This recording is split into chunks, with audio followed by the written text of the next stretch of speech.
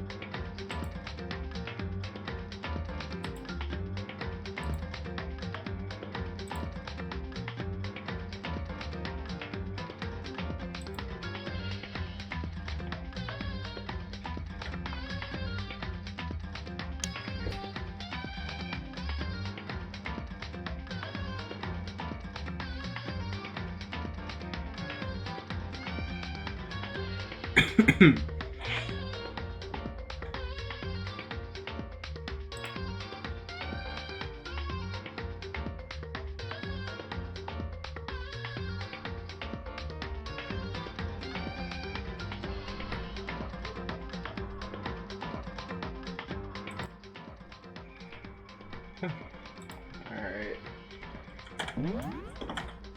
Just gonna hop right back in where we were earlier today.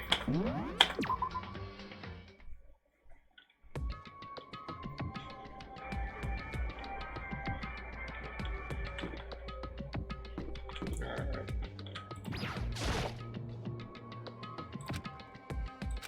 That's fine.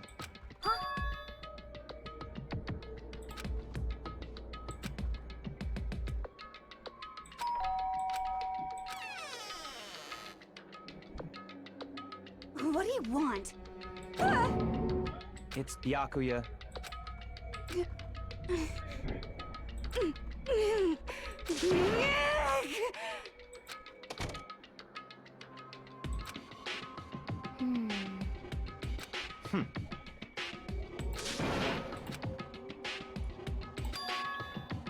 What? Stop talking.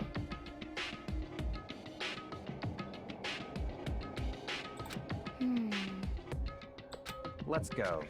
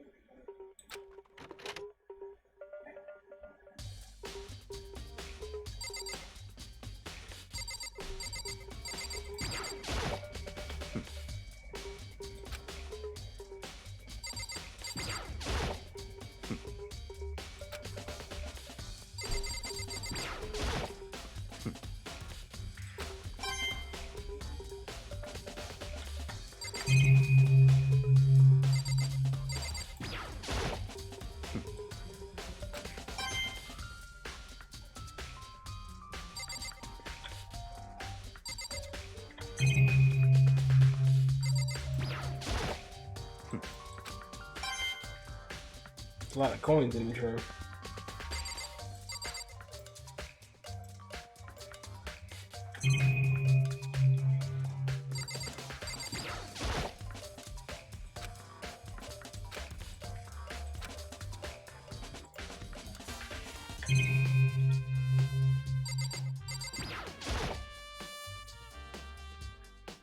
Don't make me repeat my...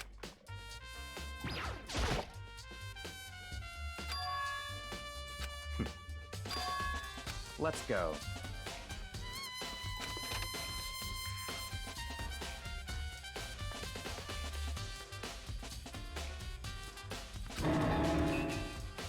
So, in other words,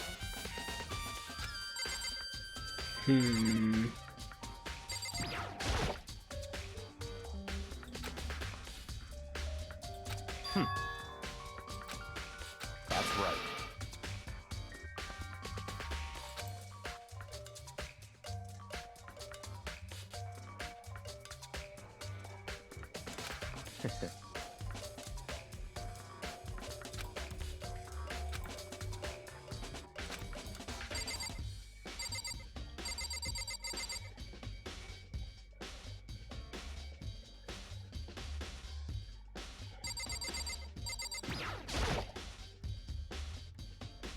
That's enough.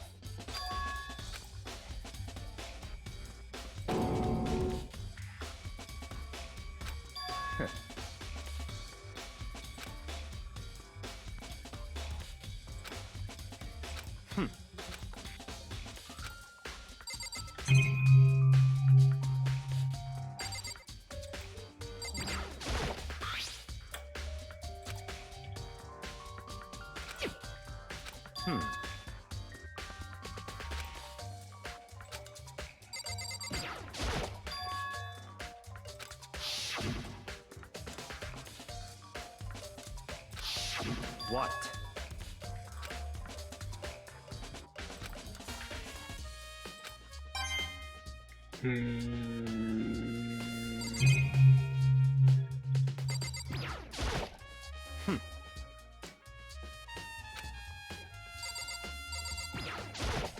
That's right.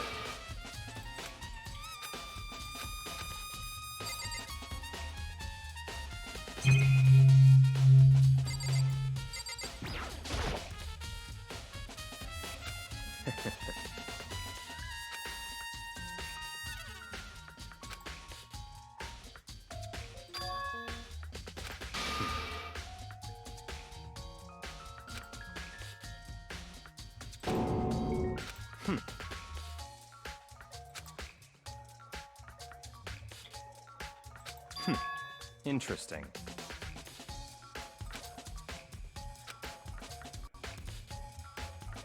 Such ignorance.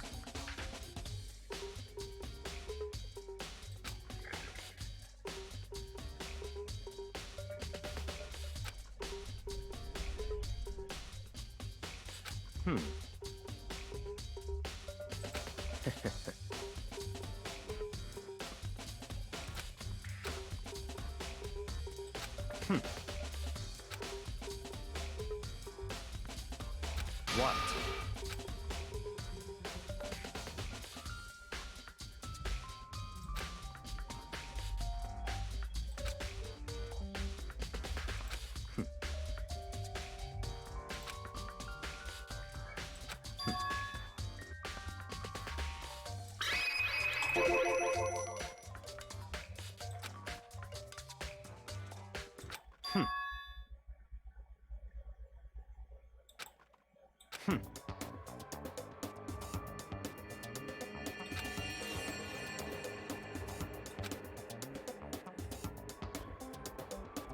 Man, the Togami family sounds pretty rough. So, in other words,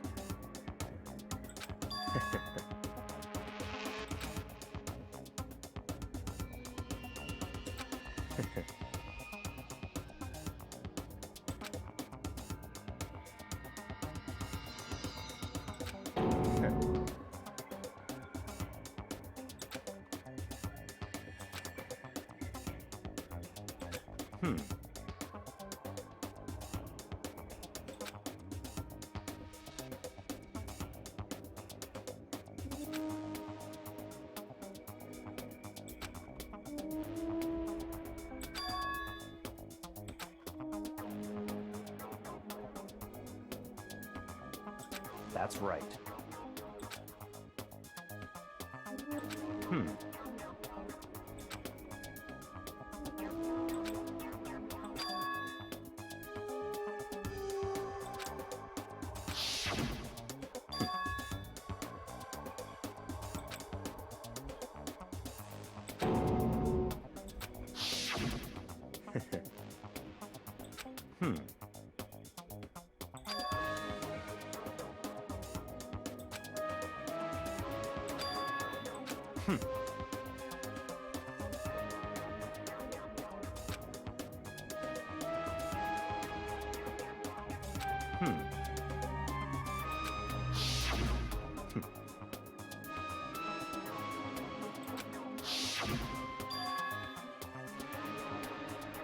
That's right.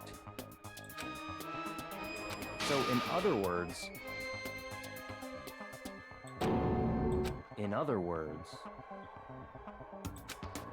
But we already know that it's Toko. Or at least, I do. I don't know if the game is smart enough to recognize that yet. Interesting.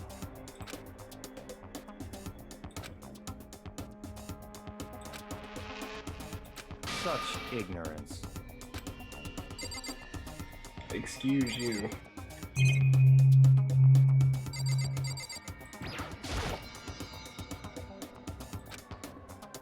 That's fine.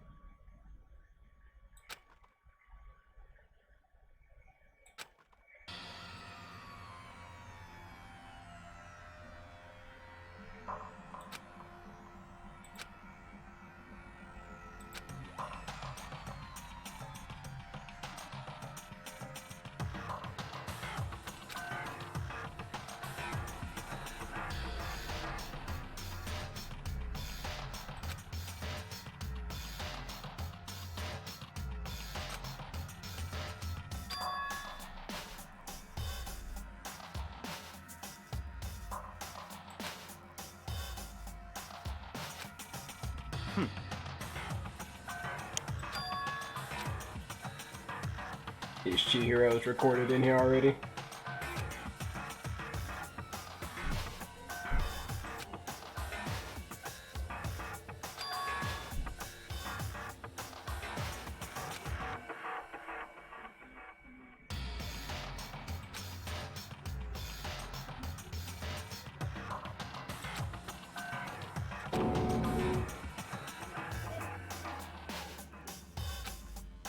So, in other words...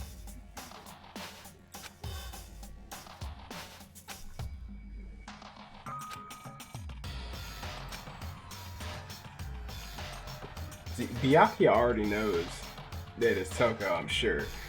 He's just trying to guide us along to figure that out.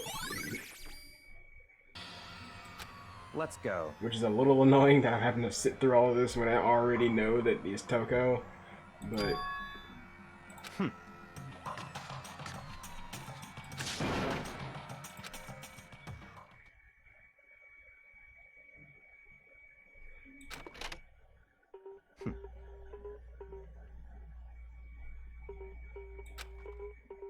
I don't have time to play with you.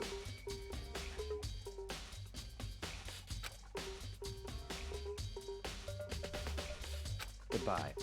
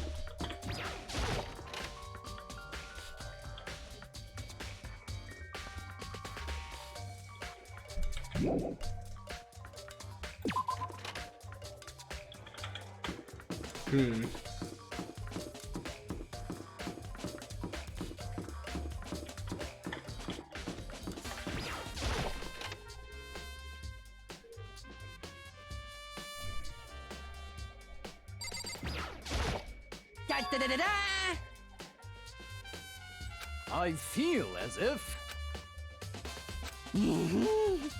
That's it. I'm sure of it.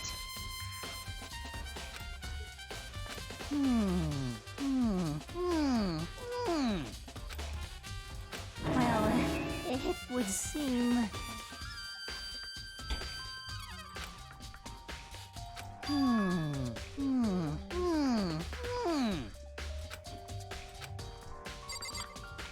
Just get out of the way, please.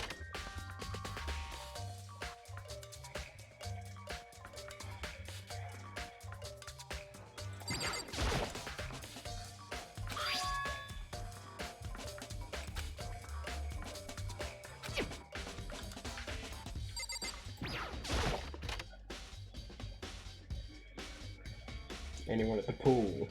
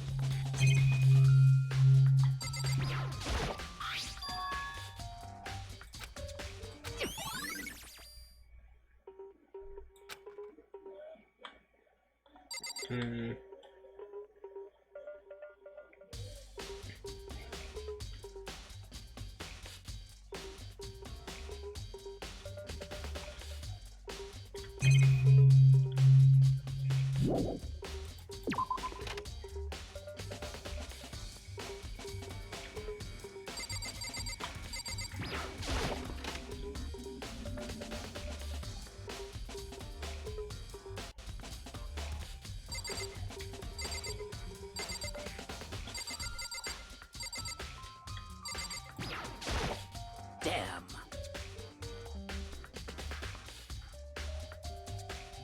No forgiveness!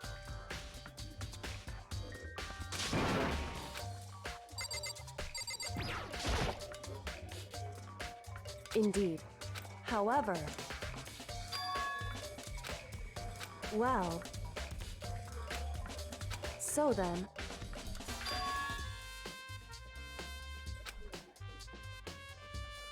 Goodbye.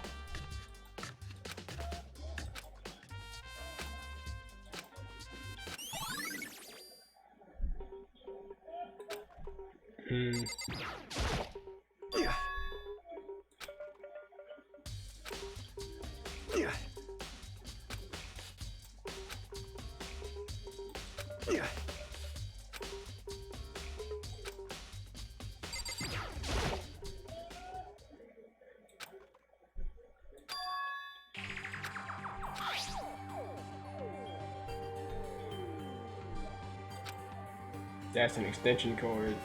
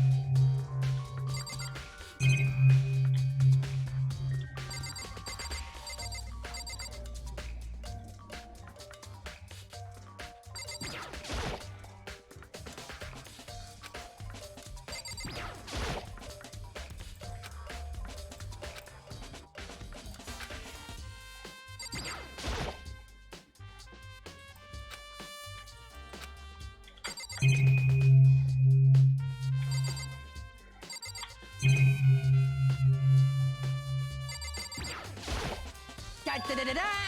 I feel. That's it.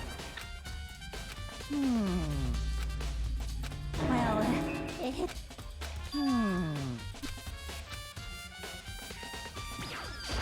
Can you just let me leave so I can go talk to Celeste?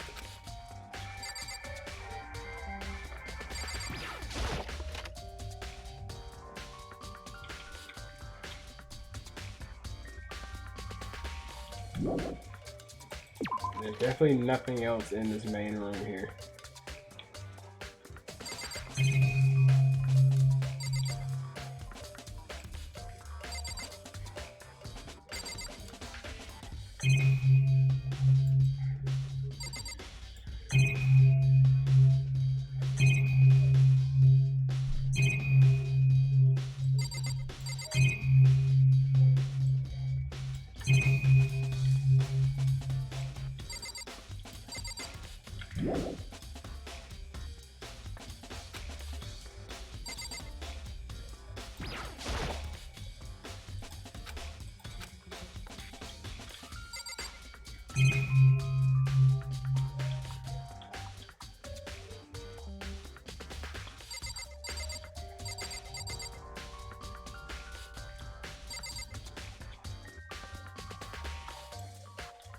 I don't get it. There's nothing else in this room. Like,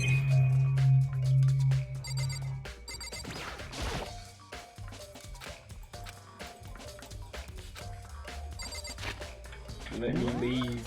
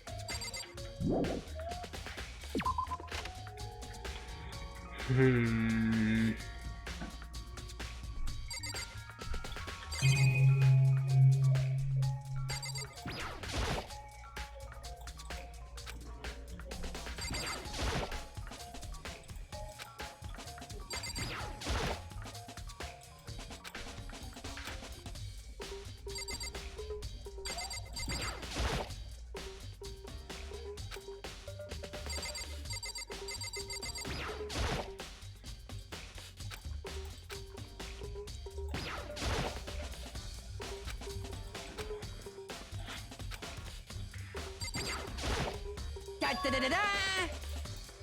I feel. That's it.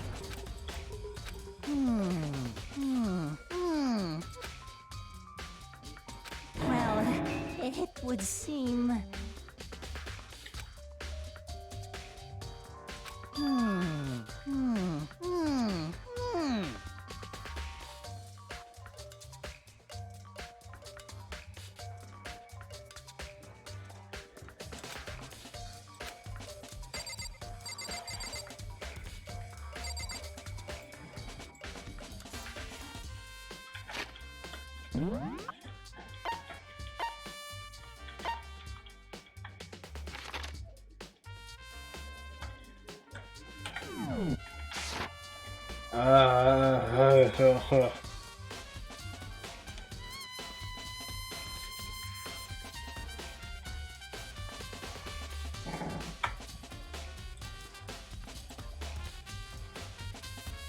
I'm so confused.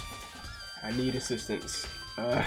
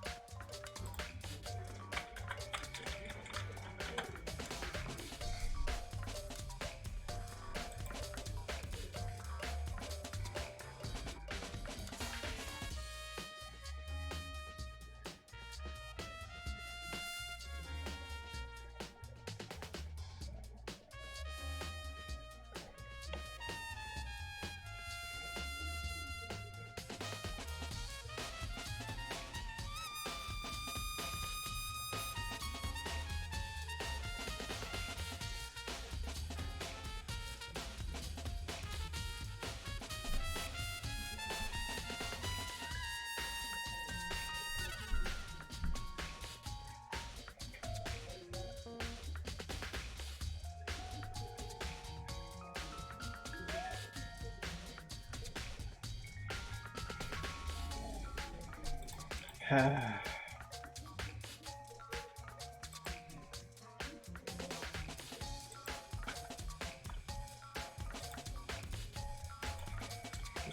well.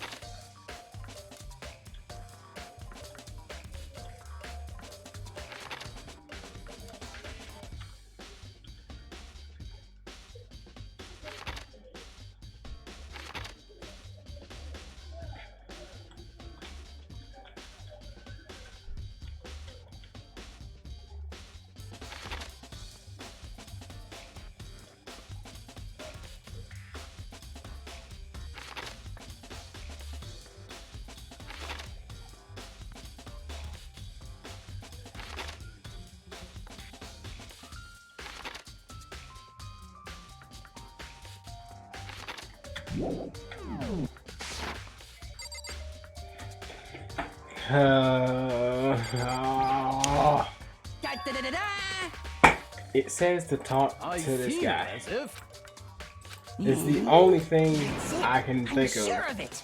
But he doesn't tell me anything different here. Well, it.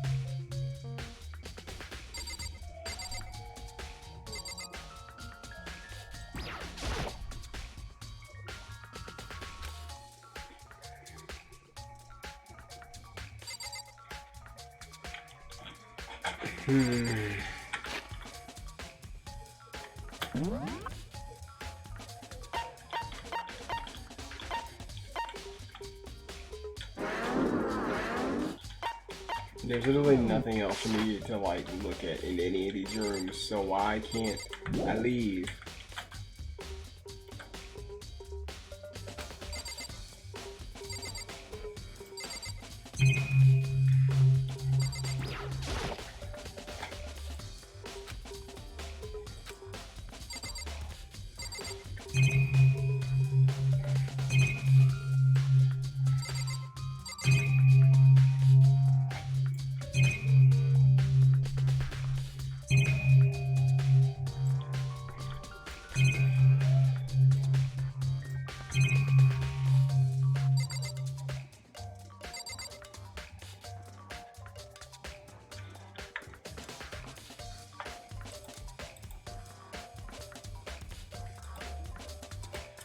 Oh, I'm gonna need help on this.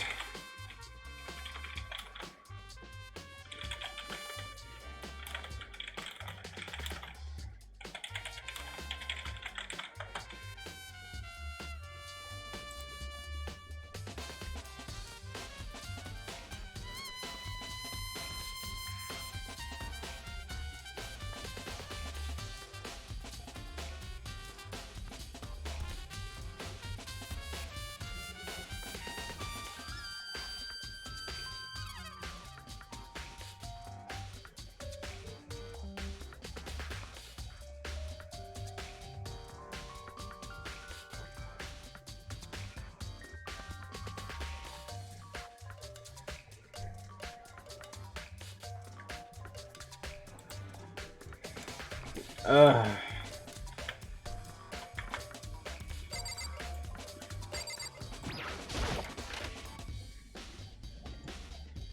We go through all of it. Yeah. Yeah. Yeah.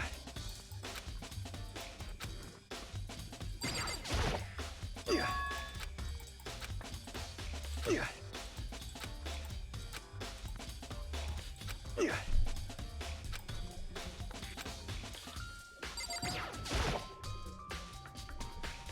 Of course. I'm sorry. However,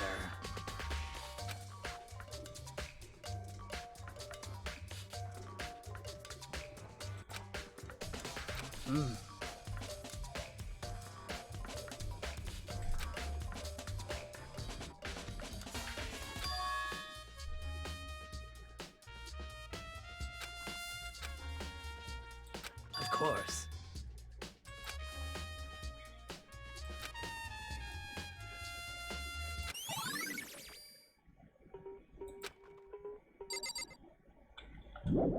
Is that it?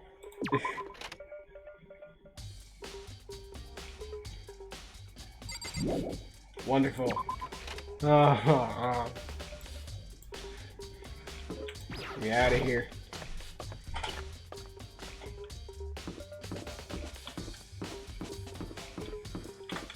Oh, hey, Taka. How unfortunate.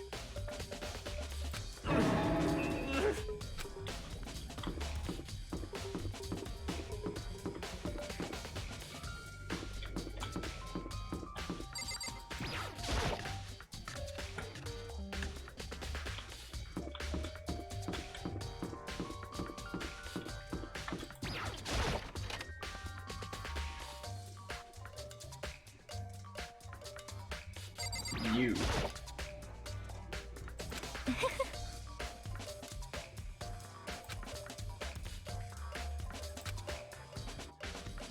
Most unfortunate.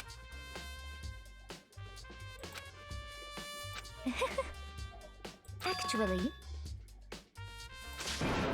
Indeed.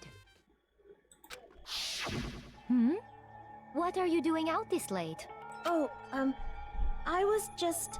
Are you planning to go exercise, perhaps? What? How did you know?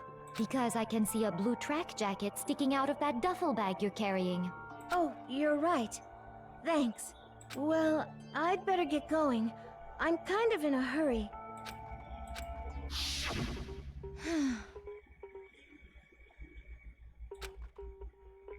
Yes, indeed.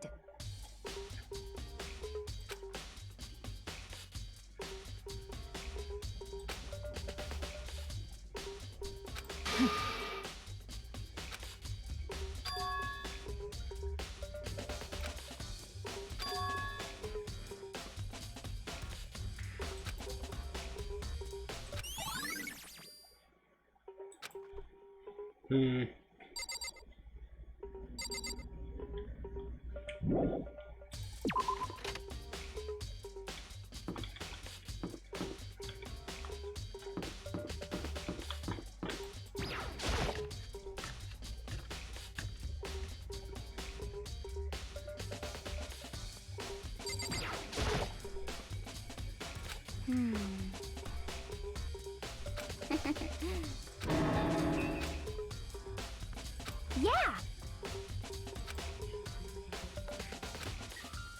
Huh?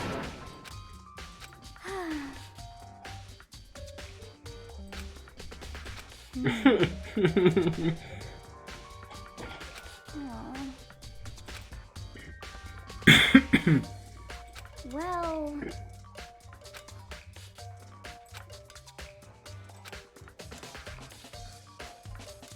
Yeah, totally.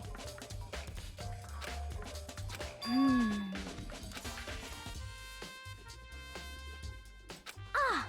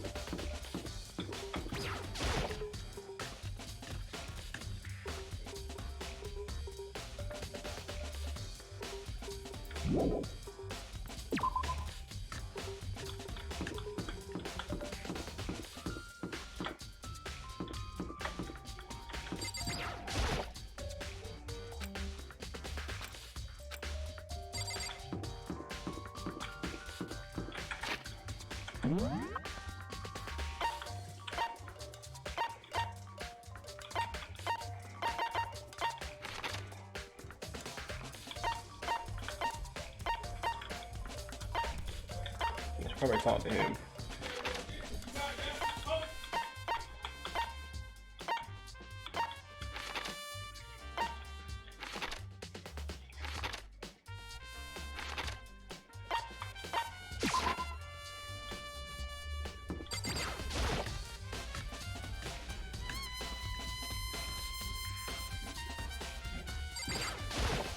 Huh? Oh.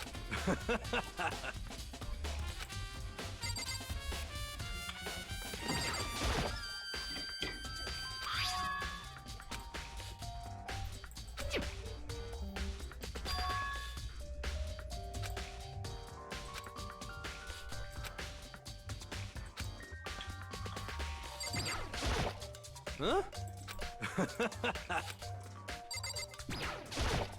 Huh?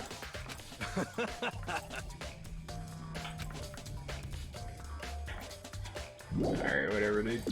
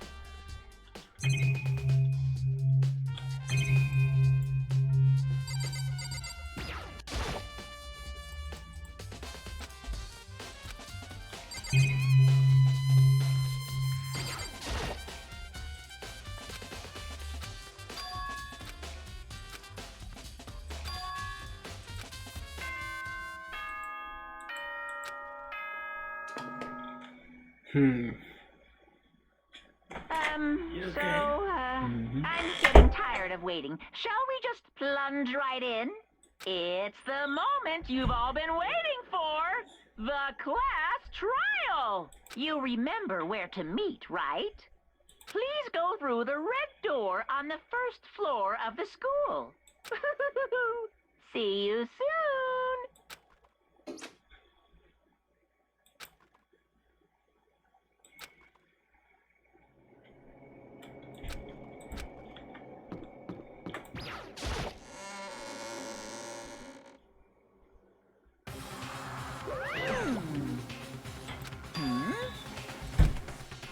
Yo. Huh? Come on! What are you gonna do?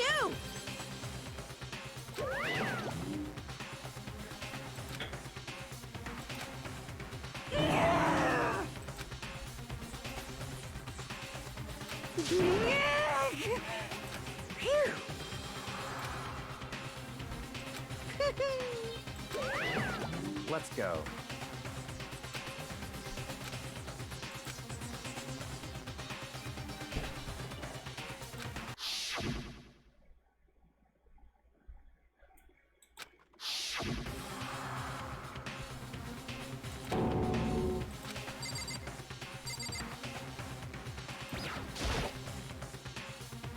It's true.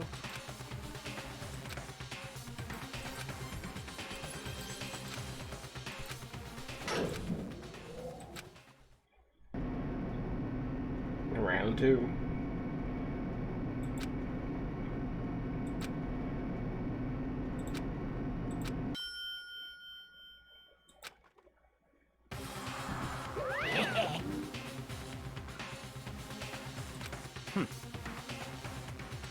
Very nice. Well, thrills, chills, kills!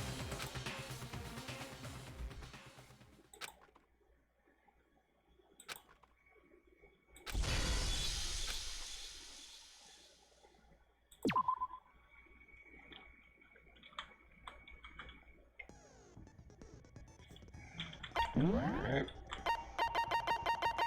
Still only have one, so.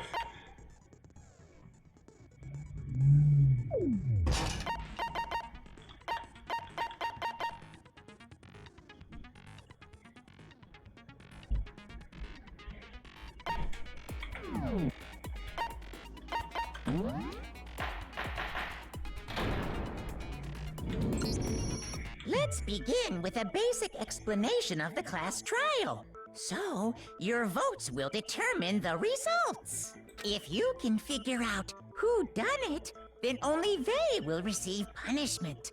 But if you pick the wrong one, then I'll punish everyone besides the blackened, and the one that deceived everyone else will graduate. Okay, then. So, first off, let's talk about the murder weapon!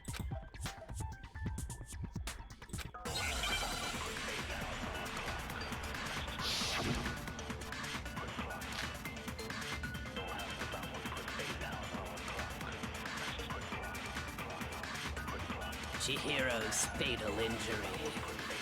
It appears it was a head wound. According to the Monokuma file, the killer used a blunt instrument. But what kind of blunt instrument could it have been? Shoot! Chihiro's fatal injury. It appears it was a head wound.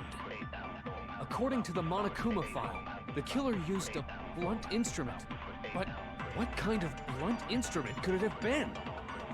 I bet it was an iron pipe. Interesting. That certainly would make for a powerful weapon. Poor Chihiro.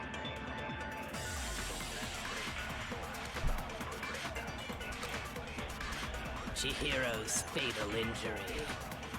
It appears it was a head wound. According to the Monokuma file, the killer used a blunt instrument. But what kind of blunt instrument could it have been? I bet it was an iron pipe.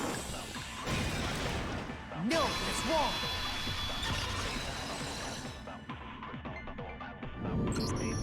Can we agree that the object that dealt the fatal blow was the dumbbell, found at the scene of the crime? It was covered in blood, and there was nothing else at the scene that could have caused that kind of injury. And the wound on the victim's head is consistent with the shape of the dumbbell. As far as I'm concerned, there's no mistake and no room for doubt on this one. You looked at her head wound? Yes! That's so creepy! If you don't mind, I will proceed from here. Let's move on to discussion of the culprit. Although, I believe the criminal behind this heinous act is already quite clear. What? For real? Chihiro's killer is the fiendish serial killer, Genocide Jack.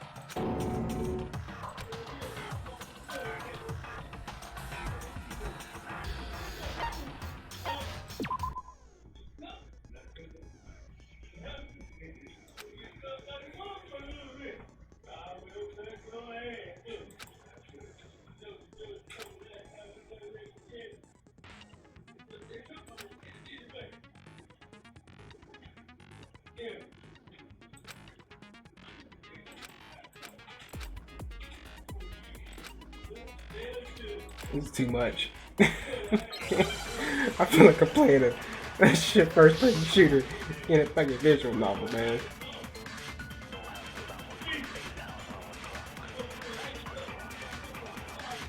The culprit is Genocide Jack. I'm sure of it. Case closed, as far as I'm concerned. But that's impossible! Why? What makes it impossible? Well, I mean, come on! There's just no proof for it. No, that's wrong.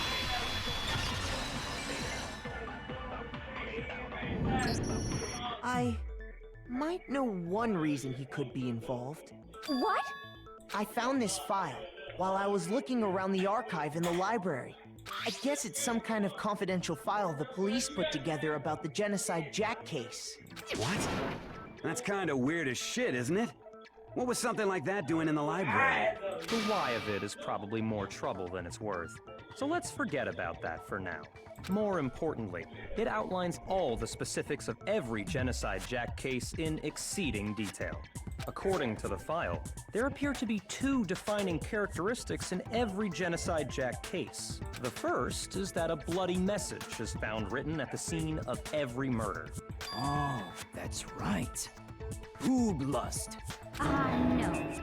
It's actually bloodlust. But more important is the other characteristic, and it's something that has never been made public. Never made public? What the hell is it? Why don't you tell them, Makoto?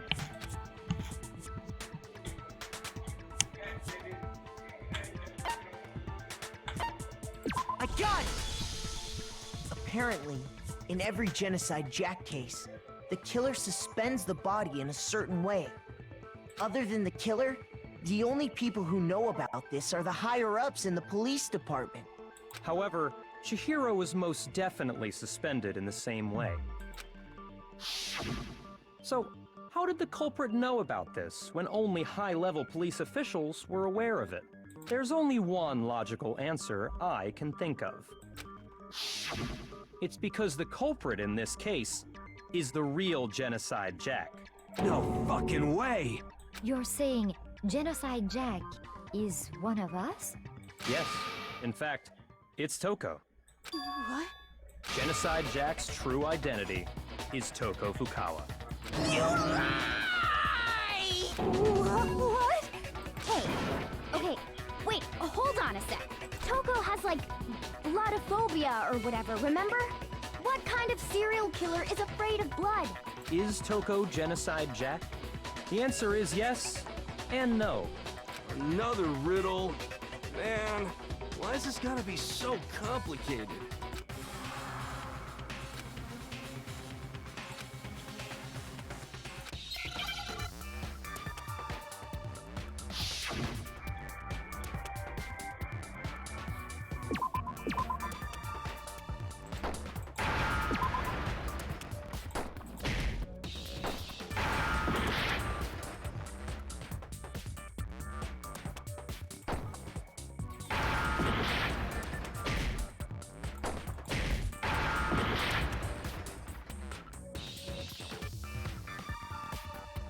how the fuck these spells?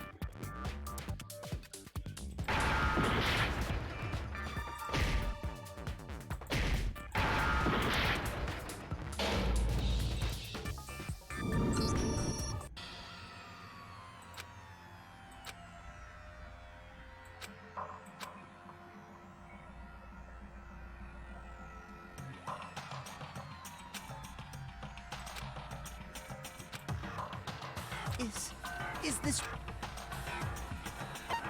I refuse to give up yet!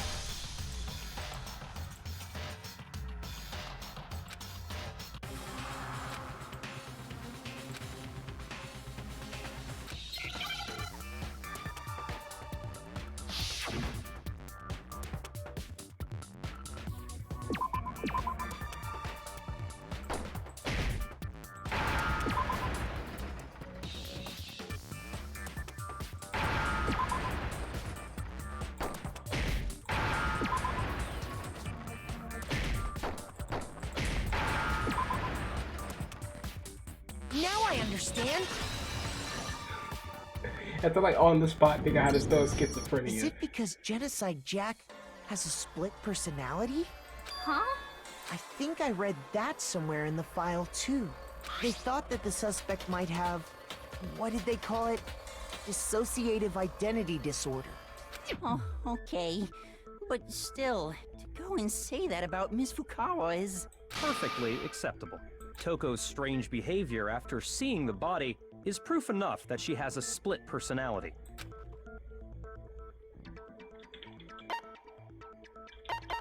I got it! You're talking about how she started acting totally different than usual, right? That's right. Think back. She fainted when she saw Chihiro's corpse, and then, when she woke up...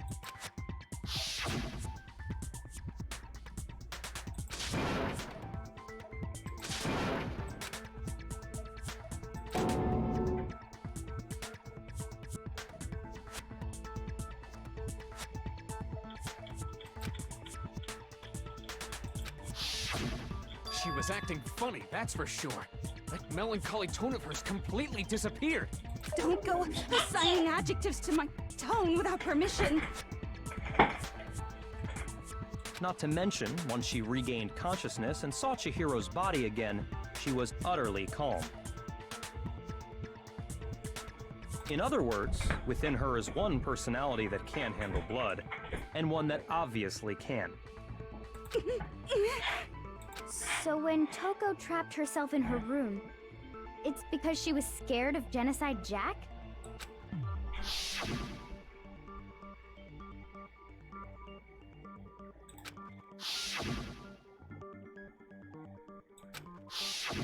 The reason she locked herself in her room wasn't to keep other people from getting in. It was to keep her other personality from getting out. What? Toko was afraid. Afraid of the murderous fiend inside of her. Of killing even more people. How? Yeah. How can you know all this? I do believe you misunderstood her. What she's trying to say isn't, how can you know all this? No. What she wants to know is, how could you tell them? Huh? Last night, just before Monokuma gave his motive speech, Toko and I had a strange conversation. She told me a most interesting story.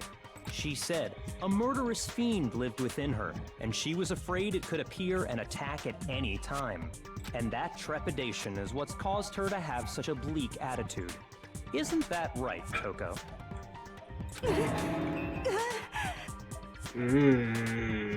This is all a lie. Right, Toko? Hina. Girl. You said you wouldn't tell anyone. What? You promised. I can't believe you lied. You have only yourself to blame. You came to me with your tragic little story. I didn't ask you to. This is the real world, not some romantic fantasy fairy tale. Besides, you broke your promise first. You said that as long as you were here, no matter what, you wouldn't let Genocide Jack kill anyone. But in spite of that promise,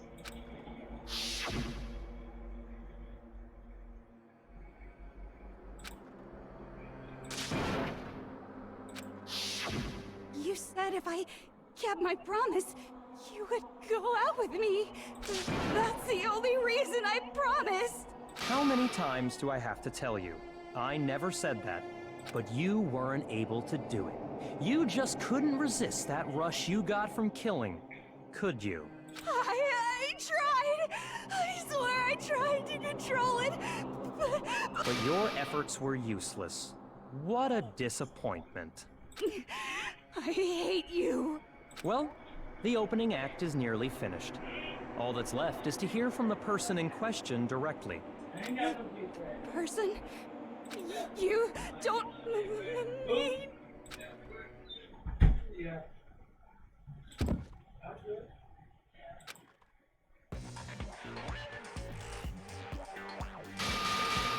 Well, hello there! Is it me you were hoping to see? What the heck? So you figured it out, huh? Well, whatever. What are you gonna do? I'm the ultimate murderous fiend, Genocide Jack! Or better yet, let's go with Genocide Jill! What the fuck is this? What happened to you? Not Toko, that's a loser name, and what happened is a textbook split personality.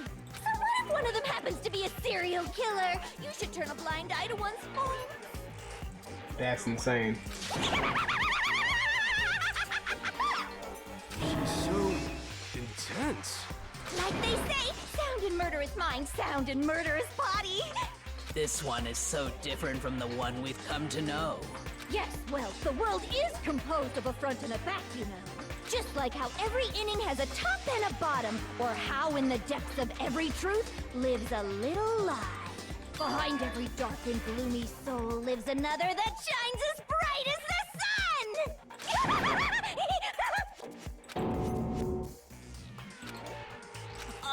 Miss Jack, Jill, can I ask you a question? What's up? Some of us think you might be the mastermind behind our entire situation. What are your thoughts on that? Well, I'll tell you. I am the mastermind of all masterminds! Just kidding! Then it's not true? Of course it's not true! How dare you try to link me to that creepazoid? And another thing, the police and government and society in the outside world are totally powerless! I mean, they just let this idiotic, bloodthirsty maniac go buck wild all over town! Sure, I'm a bloodthirsty maniac, but life is pain, right? To live is to hurt other people. It's a necessary evil if you want to survive. The act of living itself causes pain for everyone. Just kidding again! Is it strange that I like it this way? This should be enough to convince you. This murderous fiend is responsible for Chihiro's death.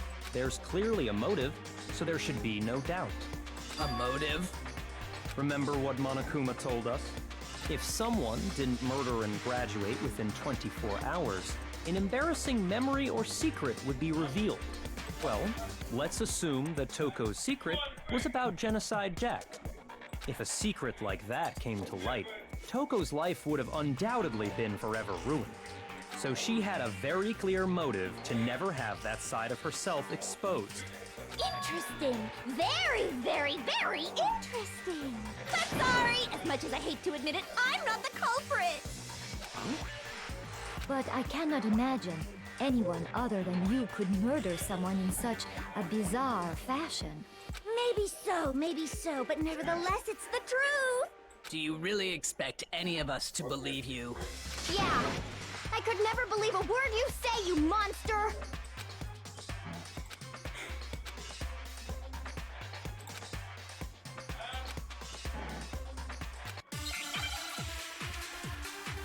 Y'all gotta stop.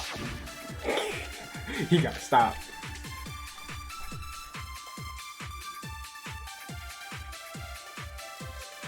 Sorry, but I didn't kill anyone! You say that, but do you really expect any of us to believe it? Perhaps if you had an alibi, that would change things. Oh, an alibi, huh? Now we're talking! When you compare your past murders to this incident, the modus operandi matches completely. What more proof do we need? Oh, Give it up. You killed her.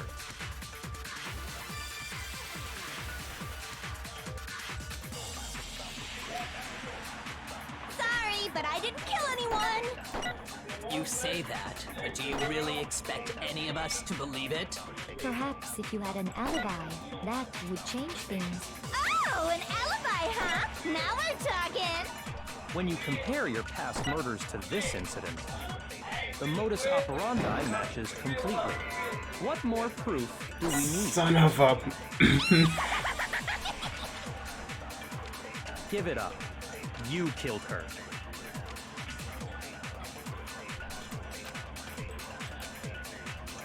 Sorry, but I didn't kill anyone. You say that, but do you really expect any of us to believe it? Perhaps if you had an alibi, that would change things. Oh, an alibi, huh? Now we're talking. When you compare your past murders to this incident, the modus operandi matches completely. No, that's wrong.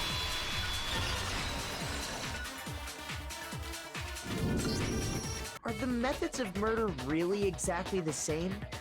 I'm not so sure about that. I think there's a slight difference between the Genocide Jack cases and this one. Huh? How's it any different? Uh-oh, you don't know? Well then, human garbage, let me tell you! I murder with passion and conviction. I consider myself a professional, and I have a very particular way of doing things. Imagine you go to a fancy Italian restaurant. They're very picky about the noodles, the sauce, everything. But what happened to Chihiro? It'd be like if that same Italian restaurant started using ragu or Chef Boyardee. This is no creation of mine. Let me rephrase that, in a way that maybe makes more sense. There are two clear differences between the Genocide Jack cases and this one.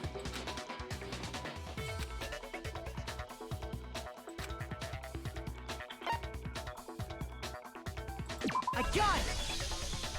For one, the cause of death is different. In the Genocide Jack murders, all the victims were killed the same way.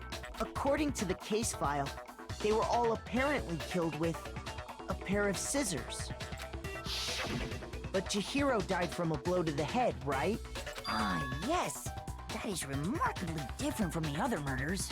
Wouldn't it be strange for someone who kills the same way without fail to suddenly change their method? So it has to be someone that can get a dumbbell. And there's more. One more conflicting detail. That's right! In my recipe of murder, if the bloody message is the tortellini, then the arrangement of the body would be the pesto sauce! Could you please stop comparing killing people to cooking?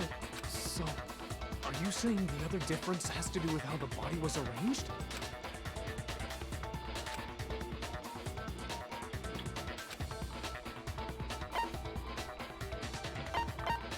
I got it! Do you remember what the killer used to suspend her? They used some kind of rope to hang her up by her wrists. What is your point? Well, in all the previous Genocide Jack cases, something else was used to suspend them. Specifically, pairs of razor-sharp scissors. And guess what? I use my own specially designed scissors for the murders and the arrangement! Like I said, I'm a professional, so naturally I'm very picky about the tools I use. And you know what else? Big Mac said there's two differences, but he's wrong. Big Mac?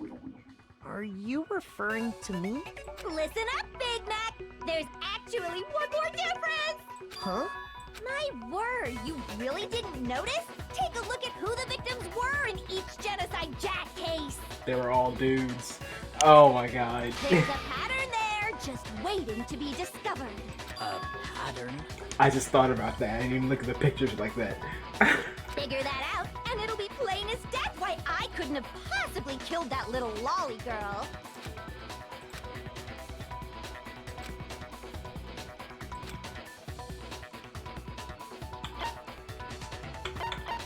I got it! I just thought about that Is it from the because names.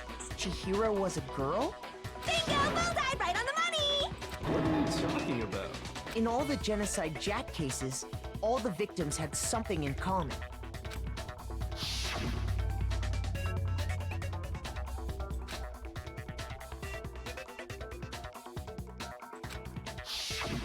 They were all guys?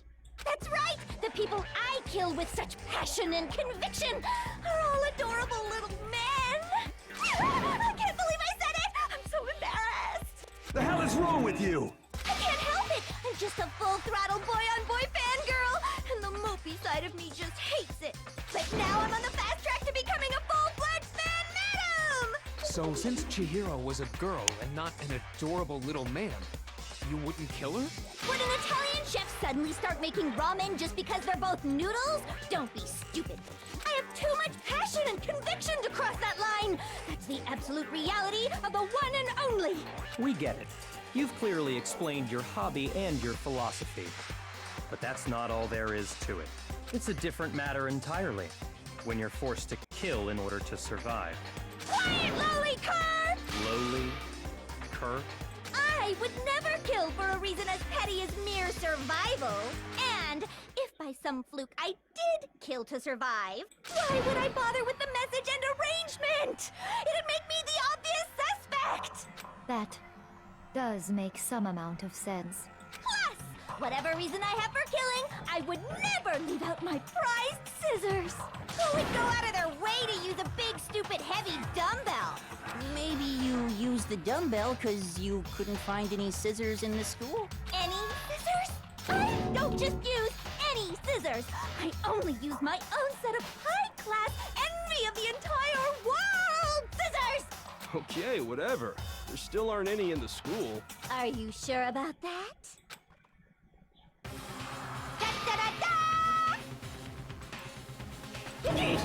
She's fully equipped! I like her way more as Genocide Jill than I do as regular Toko. That's right! So I can kill anywhere, anytime! Why would I resort to dumbbells or rope when I have my trusty scissors by my side? Go ahead, tell me I'm wrong! You can't, can you, gutter dogs, all of you! Not to mention, I have no clue how to tie a good knot! So rope's totally out of the question anyway! I have no idea what's going on anymore! Could such a heinous villain really be innocent? But the body really was suspended, right? And nobody but the police knew about that. Yeah. That's why we figured it had to be the real deal and not some copycat killer or whatever.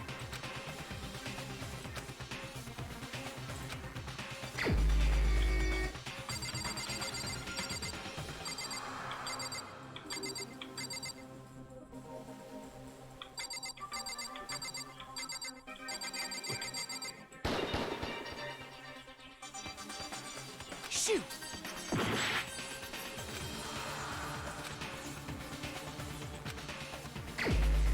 Wait a minute. Out of everyone here, the only person that knows all these details and knows the exact operation behind it is Byakuya. Here's my answer. Byakuya, it's possible you could have found out, isn't it? You'd have no problem gaining access to classified government documents or internal police records. Plus, you've already looked through the Genocide Jack file before this all happened, hadn't you? Are you saying Mr. Togami did it? Then the reason pushed the theory of Genocide Jack being the killer so hard was because he wanted to pin the crime on her. So, he rearranged the scene to disguise it and make it look like I put my stamp on it! The adorable glasses man was behind it all! Oh, I'm on fire! Well, Byakuya, what's your response? I see. So now the suspicion falls on me. Then I must ask, when would you say I began acting suspicious? Surely you must have an answer. Looking back and thinking about it now, the way you were acting right before we discovered the body was a little strange.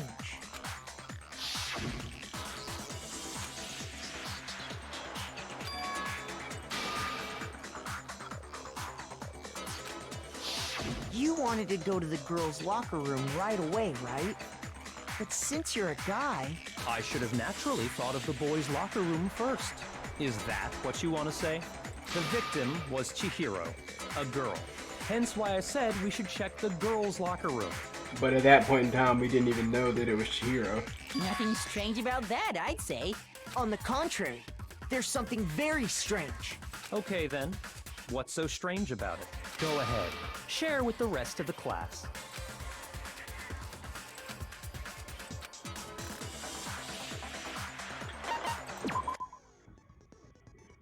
Truth flashback.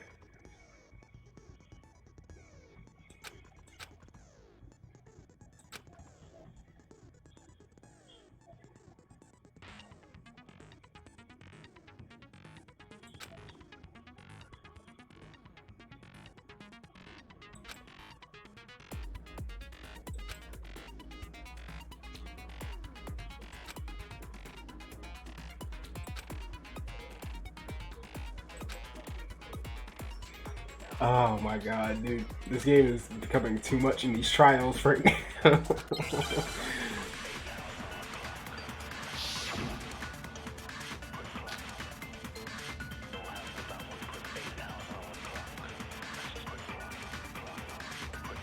So, you said Byakuya was acting kind of weird before we found the body. But he was acting weird... how? If you're presented with the opportunity to check out the girls' locker room, You absolutely take it! That's a natural reaction for any guy! The victim was Chihiro, who was a girl. So of course I would suggest we check the girls' locker room first. There was no time for pointless distractions. What's so strange about that? I wish you'd taken me with you.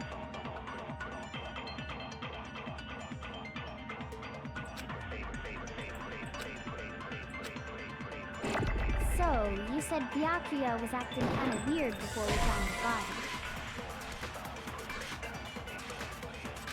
Shoot! So, you said Byakuya was acting kind of weird before we found the body. But he was acting weird... how? If you're presented with the opportunity to check out the girls' locker room, I'm piecing it together You here. absolutely take it! That's a natural reaction for any guy! The victim was Chihiro, who... No, it's wrong!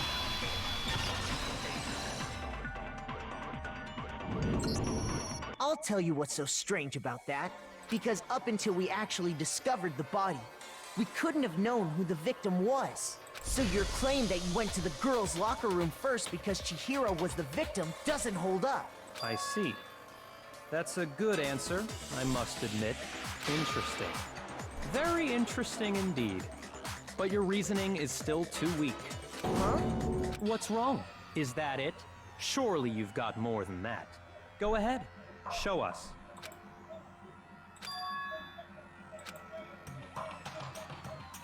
What's the matter? You're not finished already, are you? There must be more to it. There is. I think. There is more to it. Think about it. We just talked about the differences between this case and past Genocide Jack incidents. The proof you're looking for is hidden in there. Oh? Proof that I'm the culprit, you mean?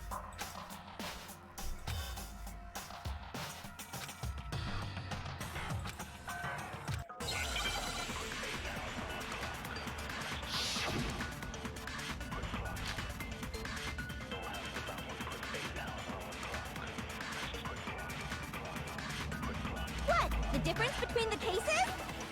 You want me to explain it again? When I want to kill, I use my very own special scissors. And I use those same scissors to arrange the body. But Chihiro was suspended with... it was some kind of rope. Was it not? That's right! It absolutely was! then there must be something very fishy indeed about that rope. Hey, Byakuya, where'd you get it from, huh? I'd never seen that rope before in my life.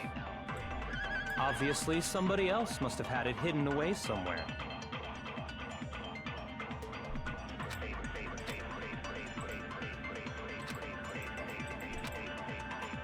What? The difference between the cases? I got you. You want me to explain it again?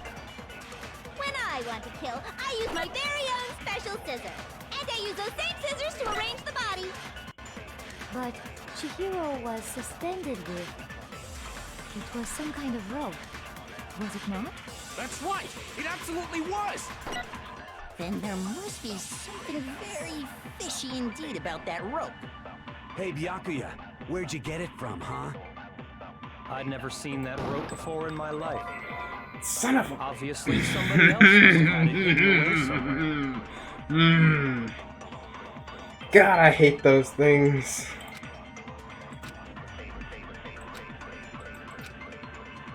What? The difference between the cases? You want me to explain it again? When I want to kill, I use my very own special scissors. And I use those same scissors to arrange the body. But Chihiro was suspended with... It was some kind of rope. Was it not? That's right! It absolutely was! Then there must be something very fishy indeed about that rope. Hey, Byakuya, where'd you get it from, huh? I'd never seen that rope before in my life. No, that's wrong.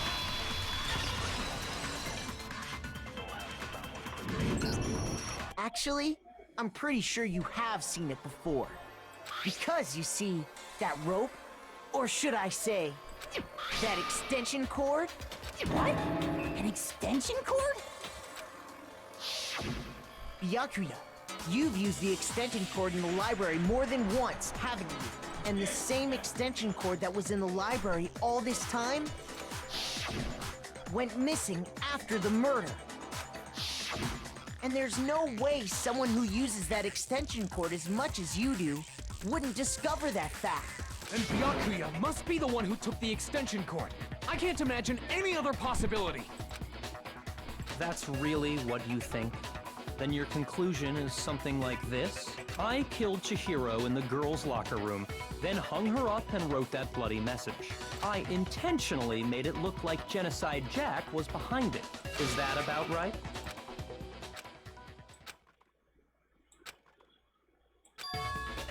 What's wrong? I asked you if you think that's what happened. Hell yes, that's what happened. So that's it, right? Byakuya's the killer. I don't disagree with not disagreeing. He kept calling this a game, right? So he'd be totally willing to do something like this to win. Sorry, but could we hold on just a second? I think we need to talk about this a little more. Huh? Do we really need to? We've already decided who did it. I know, but still, there's something that's still bothering me. Is that right? And what, pray tell, is still bothering you? I killed her in the girls' locker room, then disguised my crime. Specifically, I dressed it up to make it look like it was the work of a homicidal psychopath. What about all that bothers you?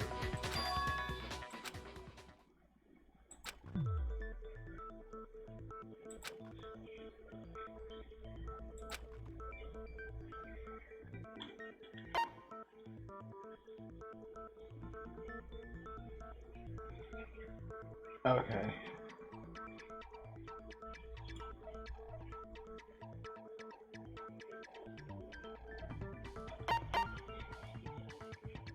I got it! You say you killed Chihiro in the girls' locker room, right? But are you sure about that? Isn't it possible that the murder took place somewhere else? How disappointing. What kind of question is that? Even in the world of disappointments, this is a true letdown. She was found dead in the girls' locker room. There is absolutely no question about that. How could the scene of the crime have been anywhere else? Well, I think it's entirely possible that she was killed somewhere else, then carried there later, along with the rest of the murder scene. The rest of the murder scene? That was awfully specific. Please tell me you have a reason for saying all of that. I believe I do.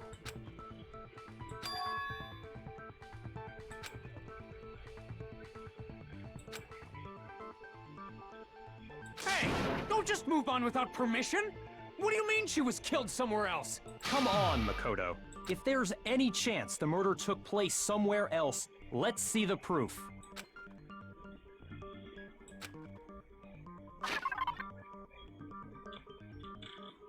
Something switched. That would be the posters. I got it! The proof that she was killed somewhere else is the poster that's hanging in each locker room. Your proof is some posters? The poster in the girls' locker room was a picture of a big boobed supermodel.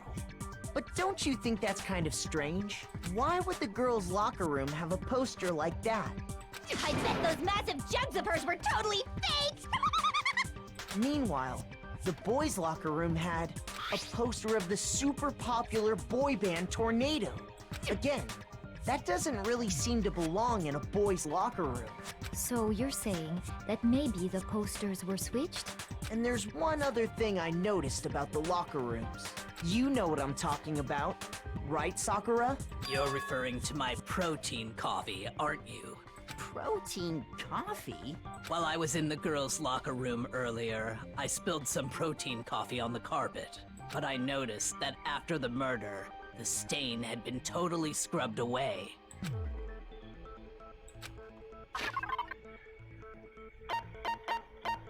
It was definitely in the guys' locker room. Yep. I got it! The stain on the girls' locker room carpet wasn't scrubbed away. In fact, I found it on the boys' locker room carpet. That's definitely the stain from my protein coffee. Then, does that mean that the carpets were switched too? But why would anyone do that? To move the murder scene from one locker room to the other. It's certainly plausible, don't you think? What? In other words, in order to completely swap the scene of the crime, the blood-stained poster and carpet were moved along with the dead body. By doing this, the killer was able to change the entire room where the murder took place. I can certainly follow your reasoning, but why would the culprit bother doing that? Huh? Why would they go through all that trouble of switching the scene of the crime? Actually, an even bigger question. If the murder did take place in the boys' locker room, then how did Chihiro get in the boys' locker room in the first place? Wow! To get into the locker rooms, you have to swipe your e-handbook across the card reader device. I got you on that one. Chihiro's handbook should have only allowed her access to the girls' locker room. She had no way to get into the boys' locker room to begin with. I got this one. No, she did have a way, and I can tell you what it was. Thank you. I'm glad you remember that I mailbox. highly doubt that. Shut up! I'm telling you, I know how she could have done it.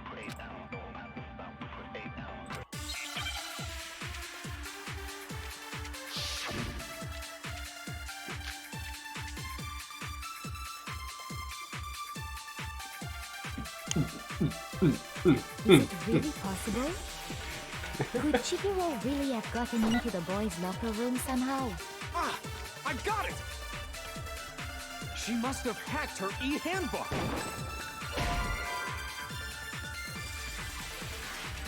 Shoot! Is it really possible? Could Chihiro really have gotten into the boys' locker room somehow? Ah!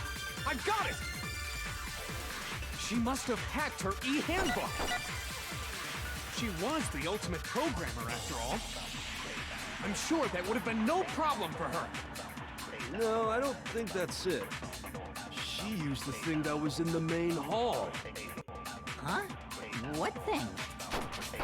I'm talking about Leon's handbook, of course. No, that's wrong!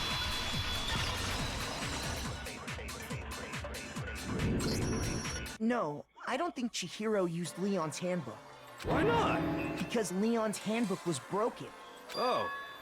Well, then, yeah, I guess that'd be pretty impossible, huh?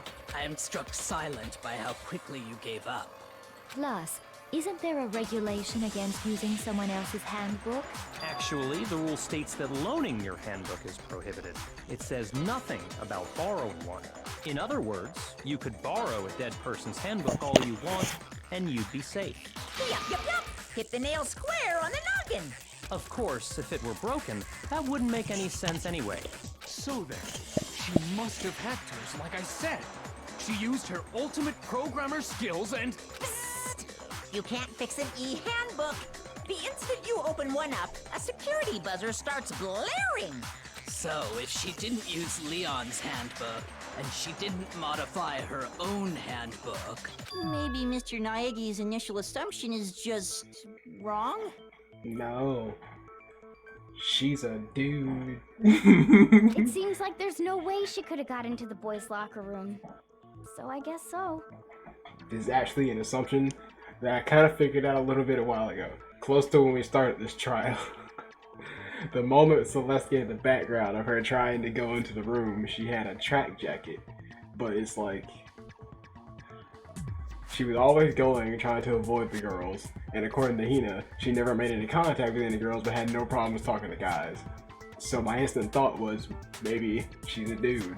Okay then, I vote for Byakuya.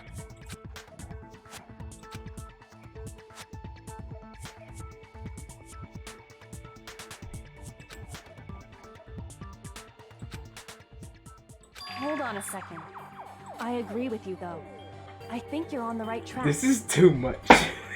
Like, this case. You finally decide to open your mouth and that's what you've got to say? There's no way she could get in the boys' locker room, right? So... why are you so sure she couldn't get in? There's still one other way she could have gained access. What? What are you talking about? What other way is there? Well, to explain that, why don't we take a little break from the trial? I'd like you all to come see something. Wait. Just what do you think you're doing? Don't worry. This'll make the whole trial more exciting. I'm sure that thought must please you. Huh? It'll make things more exciting? Well, all right then. I declare an official class trial recess. For real? Now then, what is it you want to show us? It better not be boring or I'll be very unhappy. Oh, I have no doubt it'll meet your lofty expectations. So, shall we go? She got a dick.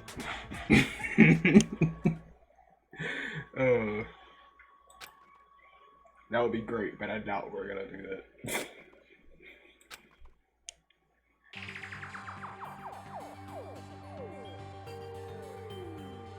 The girls' locker room? We've already searched this place top to bottom. What are you trying to pull, Missy? I'd like you to examine the victim's body one more time. Be sure to examine the entire body very carefully. Take your time. Examine her carefully. Go away! It's probably best if I don't run my hands all over a girl's dead body. It's not that I'm creeped out or anything, it's just based on religious grounds, you know? Very well. I'll do it. But you're a girl. You shouldn't have to touch a dead body. Just let one of the boys do it. No, it's okay. I think Chihiro would rather have a girl examine her. So just leave this to me. Sakura. What is this? Some kind of secret girl-on-girl action? Is that what you two are about? That's not it at all. Stop screwing around. Okay, here I go. I'm sorry, Chihiro. Please excuse the intrusion. Be sure to check her entire body, and I believe we will solve this particular mystery. Her entire body? I know you say that, but... what? This is... oh, was I right? What is this... What is it? Not possible. It's not possible. This girl is... Is what? Is a boy! Ah, I see. So she was actually a he. Interesting. Child, Confirming please. this fact. Child. What? You're joking, right? I wouldn't joke about this. Then it's really true? Chihiro was a guy? Oh, what? You guys didn't know? Heck, I knew that right off the bat. Chihiro Fujisaki was totally a guy. He was a cross-dresser?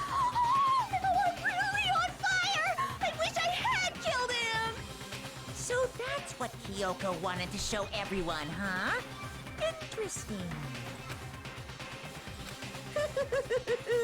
Yes, that certainly does make things much more exciting. Now let's ride this wave of excitement back to the courtroom and get back to the trial. What the fuck? I do apologize for keeping you waiting. Now then, let's resume the class trial. We've all just learned of the shocking revelation that Chihiro was actually a boy. Let's pick up from there. Yes, well, I don't know his reason for hiding it, but the fact is, Chihiro was not a girl, but a boy. And because the victim was male, he would have had no problem gaining access to the boys' locker room. Assuming his handbook did, in fact, list his gender as male, then yes, that would be true. Of course his handbook said he was a boy. He dressed like a girl, but he was a boy through and through. So then, there should be no issue with Makoto's initial assertion. The victim was killed in the boys' locker room, and was then later moved to the girls' locker room. And the killer could have easily used Sayaka or Junko's handbook to get into the girls' locker room. So Chihiro really was killed in the boys' locker room? I still don't understand the motive for moving the body, but yes, that does seem plausible. Well, I must admit, I did find it rather odd. I knew he felt a little off. There was a certain incongruity to his female body. This is a most titillating situation! So now Don't say everything titillating. has been connected. All the mysteries have finally become clear. Okay, well, connected or clear or whatever. We still think you're the killer, remember? Very interesting. This has become very interesting indeed. He's off in his own little world. What about you, Makoto? After everything we've learned, do you still think Byakuya's the killer? No, I think fucking psychic dude over there is a little fortune teller. Well, without a doubt, Byakuya is the one that made I don't remember his Chihiro's name. death look like Genocide Jack did it. But I think he might not actually be the killer after all. What? But aren't you the one who accused him in the first place? He just seems to be too easygoing about all this. Like he's enjoying us solving the mystery. The way he's acting, it makes it seem like it doesn't have anything to do with him. And you think that might be because it doesn't have anything to do with him? Plus, the evidence he left behind was a little too... how can I put it? Overt. He consciously chose to use the extension cord, knowing it could connect him to the murder. At least, that's how I see it. And Byakuya, when you found out the murder took place in the boys' locker room, it seemed to rattle you. And then again, when you found out Chihiro was actually a guy, if you really were the killer, that stuff wouldn't have had any effect on you.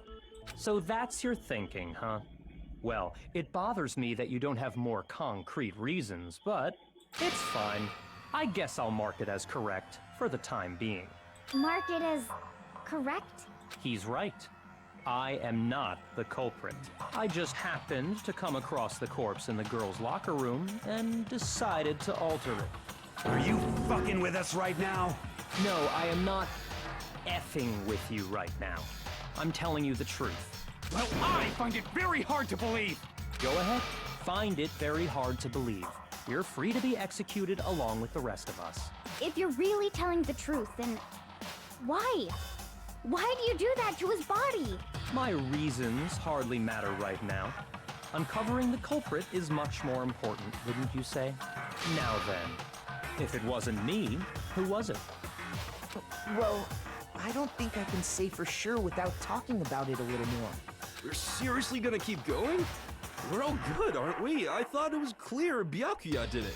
See, this is why I think it's him. Every time we get to a point where we think it's solved, he's just like, oh, okay, it's gotta be this person. And it just sort of wavers the topic off. No, Like, I'm with Makoto. If there's any doubt whatsoever, we need to explore every possibility. Because if we're wrong, we all die here. That's true. Very well then. I'm with you too. Damn straight. Count me in. Do you not have a mind of your own? Of course I do. What am I, an ant or something? Anyway, let's discuss this all as a group one more time. We still have time to make our decision. That's very true. Our lives are all on the line. Excellent. Then shall we resume our game of hide and seek?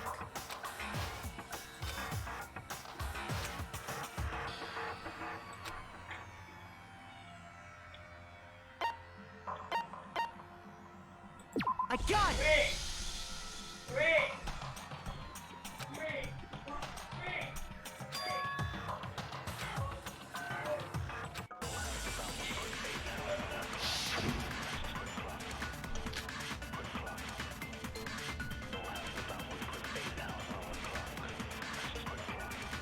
Isn't there a single clue that might lead us to who did it? Well, clues are one thing, but did nobody get a look at the killer? I'm sure if someone saw the killer, they would have said something by now. Perhaps someone saw the victim at some point. Even that might be enough for now. Yeah. All we need right now is any kind of new info. Shoot! Come on, dog. I can put that in anywhere Isn't where there there's a statements single just now. clue that might lead us to who did it? Well, clues are one thing, but did nobody get a look at the killer? I'm sure if someone saw the killer, they would have said something by now. Perhaps someone saw the victim at some point. Even that might be enough for now. Yeah. All we need right now is any kind of new info. It's over. It's all over. You want to know who saw the victim? The killer. And only the killer. No, that's wrong!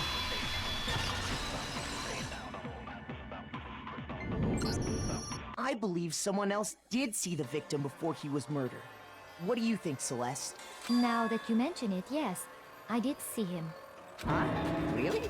Oh, but I suppose only Makoto knows about this. The rest of you had no idea, did you? That is why you're all making such ugly noises. Whatever! Just hurry up and tell us! It was last night, right before nighttime. I saw Chihiro in the dormitory warehouse. I saw him stuffing a track jacket into a duffel bag. And then, I assume, he headed off to exercise. A track jacket and a duffel bag? But we didn't find anything like that at the murder scene. It seems likely that the culprit destroyed them to get rid of any evidence. And that is when he said something that struck me as rather odd.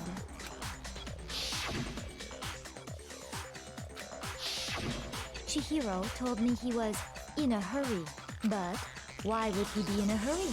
Only if someone were waiting for him, I should think. So, Mr. Fujisaki was on his way to meet with someone, and then they were going to work out together? But Hina and I had invited him to exercise with us plenty of times, and he always declined. Probably because he was afraid you'd find out the secret he was hiding, right? Which means that conversely, he must have trusted whoever he was meeting with very much.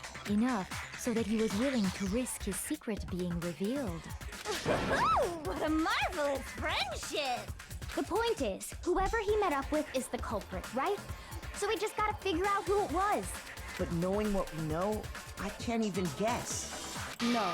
You already have what you need to make the connection. Huh? Mondo? Like, it's the only one I can think of. You know who the killer is. Seriously? Who is it? Who's the killer? Think back to the track jacket and duffel bag the killer disposed of. Focus on the details of these items, and it should become obvious who was waiting for him. Are you sure about that? You really think we can figure out who did it based on two pieces of evidence that we don't have? What? You want to track down some fingerprints or something? Even if we had the equipment for that, we wouldn't know how to use it. As was noted, the evidence is already gone. There's nothing to get fingerprints from. Maybe, but we can make certain inferences if we just take the time to talk it out. Easy for you to say, but fine. Celeste, did you notice anything special about the bag or jacket? The bag was just a normal duffel bag from the warehouse. All the bags in there are the same, so I can't imagine what would make that one special.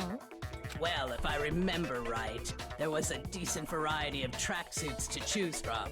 Do you think there might be some connection between the culprit and Chihiro's jacket? Perhaps.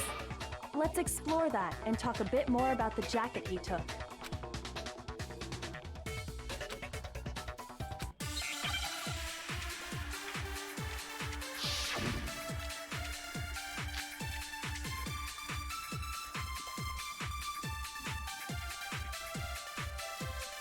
First of all, we know where Chihiro was heading.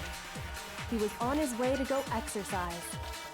So next we have to ask, why did he choose the specific tracksuit that he did? What do you mean, the specific tracksuit? I got it! We picked that tracksuit because it matched the one the culprit was wearing. So, what you're saying is, the killer was wearing the same blue tracksuit as him? No, that's wrong.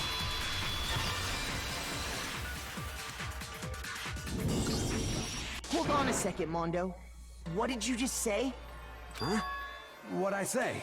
When Celeste testified a few minutes ago, she said... Yeah, she just said a tracksuit and a duffel bag. We never said what color, Mr. Mondo.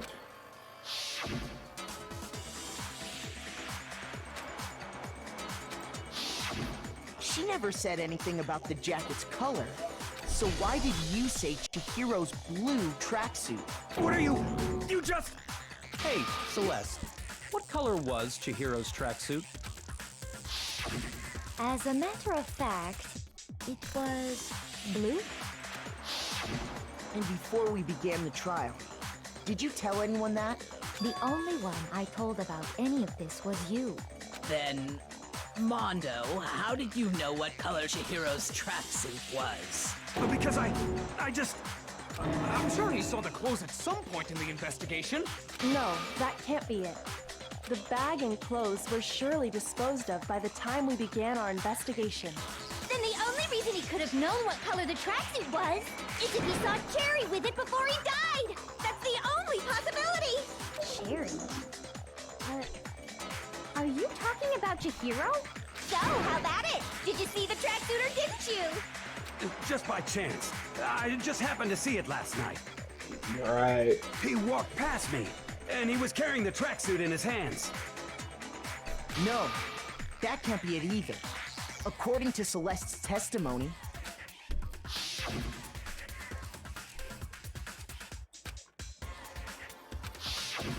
when Celeste noticed it, Chihiro made a point of making sure the jacket was completely in the bag.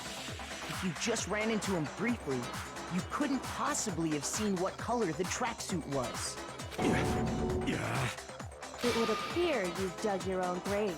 Perhaps. But you handed him the shovel, didn't you? That's why you said what you did. Focus on the tracksuit and it'll be obvious who he met with? What a bunch of nonsense. Ah, now I understand. It was all one big bluff, wasn't it? Your true intention was to draw a slip of the tongue from the culprit. That's why you said you knew who did it, to put them on edge. That's crazy. That's right. However, Mondo was my target all along. I had my suspicions about him from the very beginning. But why? What made you so suspicious? That's a good question.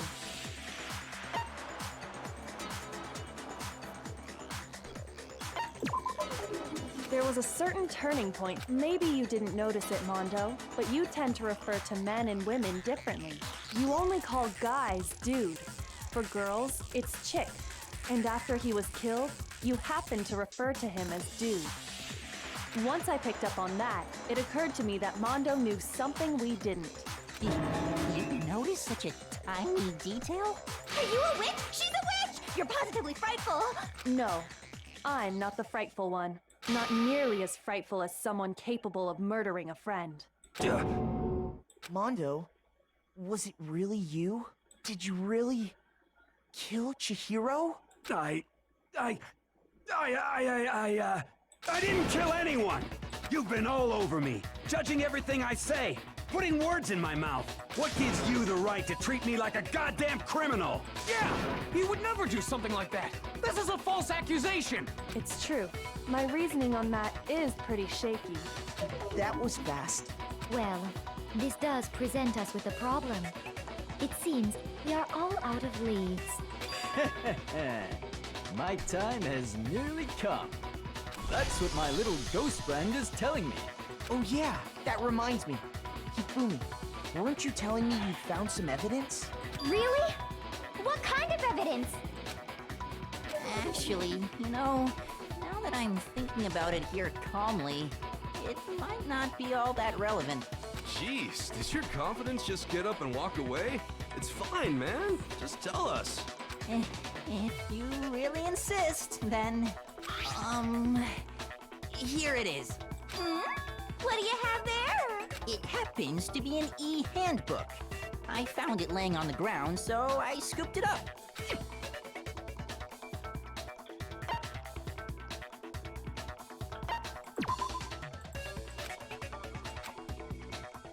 Shoot! I got it! We know Chihiro's handbook was missing from the scene of the crime, right? For a fact. For a fact indeed. I was totally sure I'd found it. Then it must hold some clue about the culprit, right? Well, that's what I was hoping. But it's busted. It won't even turn on. I imagine the culprit broke it to get rid of any evidence after the murder. That's odd. I didn't think the handbooks were quite so fragile. You're right. They're not. They're totally waterproof and shock resistant. It would take an awful lot to break one. Well, like the weight of a dumbbell. And yet, this one does appear to be broken, as is Leon's, sitting useless in the main hall. For all your confidence, that is a remarkably high failure rate. Do you think there might be some kind of mystery in there somewhere? How precisely did the handbooks get broken?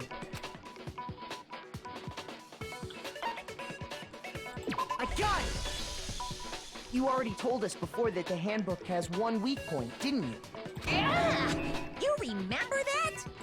Sure, maybe I let that slip, but I never told anyone what the weak point actually was. But if the handbook is supposed to never break, and two of them broke in quick succession, then... Then we can only assume that someone's figured out its weakness. You know what the weakness is, right, Monokuma? So, what is it? You're asking me? I think it's a necessary piece of information if you want this to be a fair trial. But if I tell you, and someone else decides to copy it, that would be very not good. Just tell us already! Why would we want to break our own handbooks? Oh well, I have a weakness for pushy demands. But you're sure you won't follow their example? Then allow me to make a special announcement. The weak point of my cutting-edge e-handbook is... when it's exposed to high temperatures for too long, it will suffer a meltdown and totally break! Mondo was in that goddamn sauna all night. I flippin' knew it! You knew it? Yeah, 'cause And I he found kept the his handbook clothes laying on. the floor When of the other sauna. guy, The temperature in the sauna can reach over 200 degrees. Strange how you don't get burnt, huh? It's because That's as crazy. your sweat evaporates, it creates a cooling layer of air around your skin. If the hot air of the sauna were somehow pushed directly onto your skin, you'd definitely get fried. That layer of air would get blown away. That's why you may feel a burning when you move around. So when you're in a sauna, make sure to keep nice and still. Interesting. I learned one new fact today. That is a mere trifling speck of knowledge. Anyway, if you found the victim's handbook in the sauna, then the killer must have been purposely trying to raise its temperature in order to break it. Meaning the culprit somehow knew its weakness. But how'd they find out? Monokuma said he didn't tell anyone, right? It's not that he didn't know, it happened on accident. Indeed. Quite the mystery. What if they found out by accident? What do you mean by accident? What if the killer took their own handbook into the sauna, not knowing its weakness, and it broke? They'd realize it was broken, of course, and it wouldn't be hard to figure out why. And once they had Chihiro's handbook, they knew they had an easy way to dispose of it. I won't say it's not possible, but who would have done something like that? I don't know of anyone who took their handbook into the sauna. I might know someone who did. Whoa! Seriously? I think the one who may have taken their handbook into the sauna was...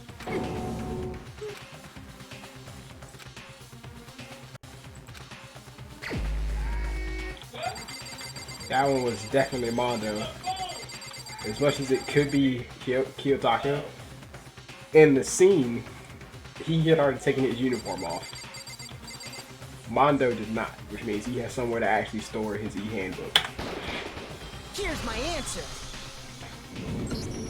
Mondo, your handbook got broken in the sauna, didn't it? What? Why? Why do you keep accusing him? Will you shut up for a second and let it happen? Mondo and Taka had an endurance contest in the sauna not too long ago, remember? And for the contest, Mondo just so happened to keep his school uniform on. But little did he realize, he'd also left his handbook in one of his uniform pockets. And when it was all over, Mondo discovered that taking your handbook into the sauna could easily destroy it. No, wait, hold on. You've got it all wrong. He would never kill. I don't accept this. Show me the proof. The actual solid proof.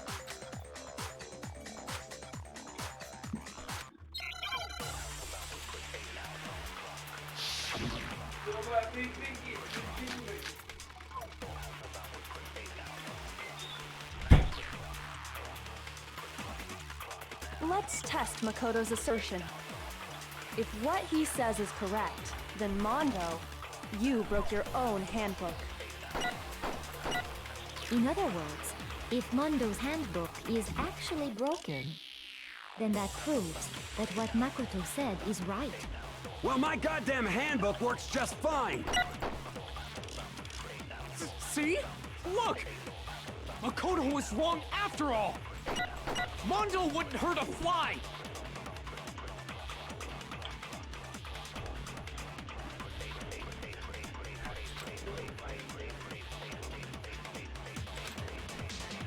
Let's test Makoto's assertion. If what he says is correct, then Mondo, you broke your own handbook. In other words, if Mondo's handbook is actually broken, then that proves that what Makoto said is right. Well, my goddamn handbook works just fine. See? Look! Makoto was wrong after all! Mondo wouldn't hurt a fly! Will you let me shoot my bullets, game? Let's test Makoto's assertion. If what he says is correct, then Mondo, you broke your own handbook. In other words, if Mondo's handbook is actually broken, then that proves that what Makoto said is right. Well, my goddamn handbook works just fine. See? Look! Makoto was wrong after all! Mondo wouldn't hurt a fly!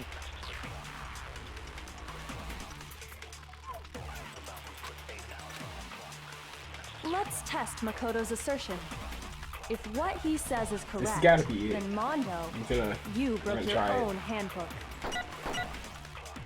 In other words, if Mondo's handbook is actually broken, then that proves that what Makoto said is right. Well, my goddamn handbook works just fine. Shoot! Let's test Makoto's assertion. If what he says is correct, then Mondo, you broke your own handbook. In other words, if Mondo's handbook is actually broken, then that proves that what Makoto said is right. Well, my goddamn handbook works just fine. No, that's wrong.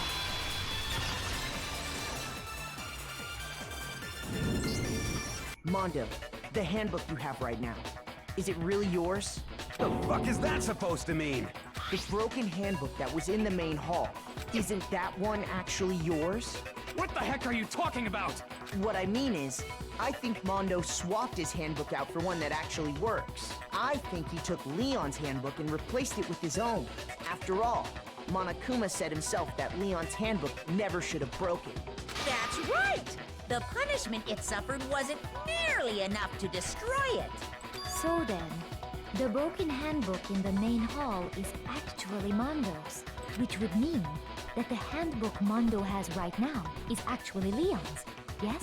But doesn't that violate the school regulation that says loaning out your handbook is prohibited? Well, here's how I look at it. There is a rule about loaning your handbook to another student, but if they're dead, they're not a student. It's kind of a gray area, I admit. But no worries. If anything, it just makes things more interesting. Sometimes I love and hate this bear. As such, I decree that exchanging handbooks with a corpse is not a violation of the rules. Well, Mondo, if I'm wrong about this, you're welcome to say so. I'm happy to admit I made a mistake, but... Son of a bitch. What's wrong, bro? Come on, tell him he's wrong. You are wrong. You have to be wrong. Everything you just said is wrong. You made it all up. Okay, then why don't we look back on this case one more time, from the beginning? That way, everything will become clear, and we'll all see if I was right or wrong.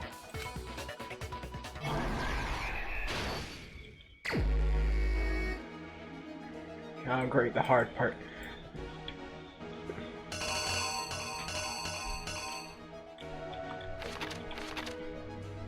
Alright. It's getting tracksuit, that's about Celeste notice it, and then she stuffs it further into the bag.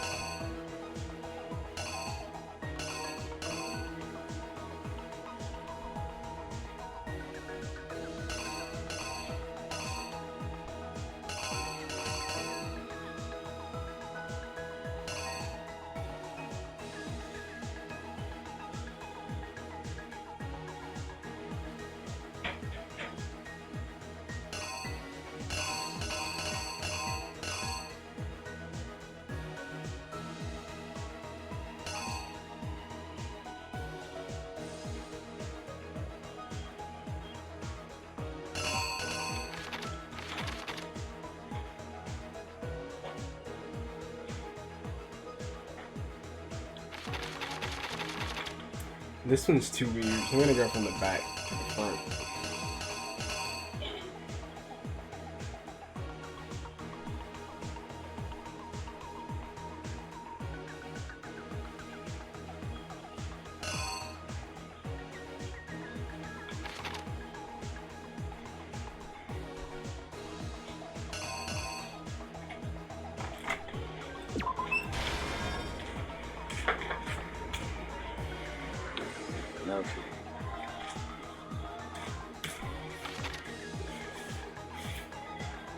The music too loud.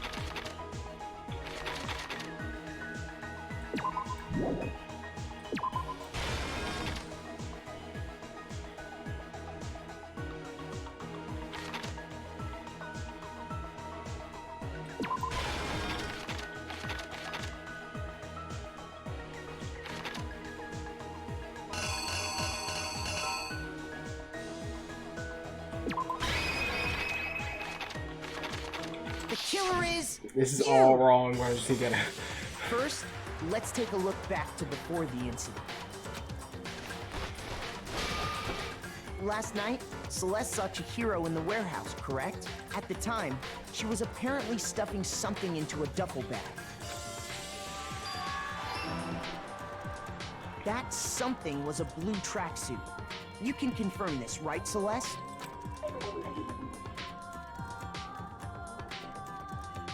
With bag in hand, Chihiro headed out, even though it was officially nighttime. She made her way to the locker room, specifically the boys' locker room. But how could the victim, who was apparently a girl, access the boys' locker room?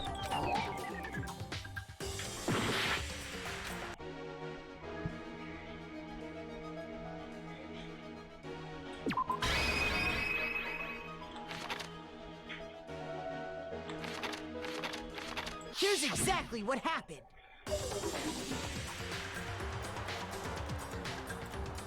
With bag in hand, Chihiro headed out, even though it was officially nighttime.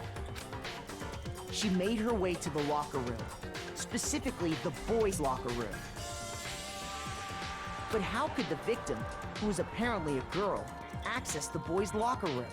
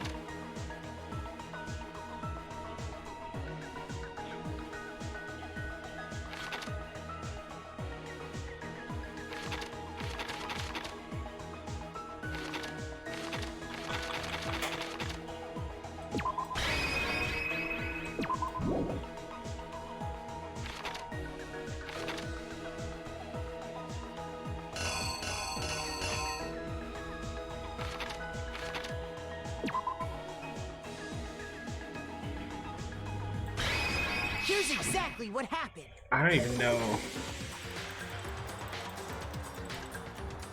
With bag in...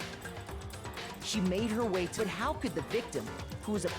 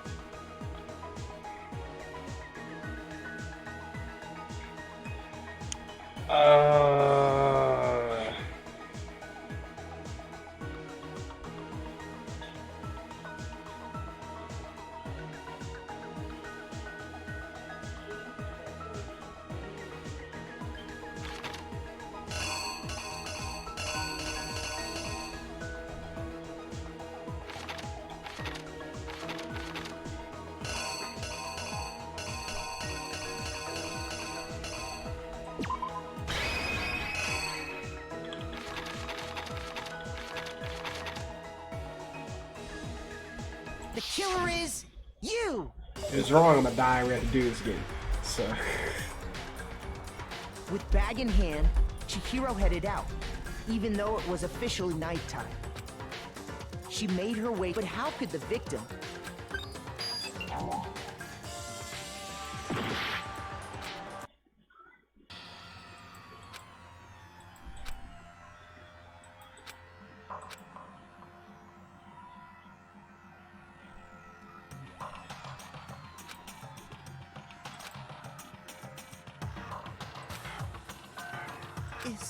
Is this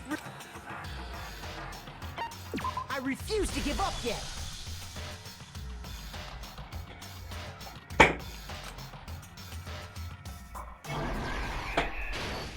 See, I don't even fully understand how this could have went down yet, so I'm just gonna mess this all up.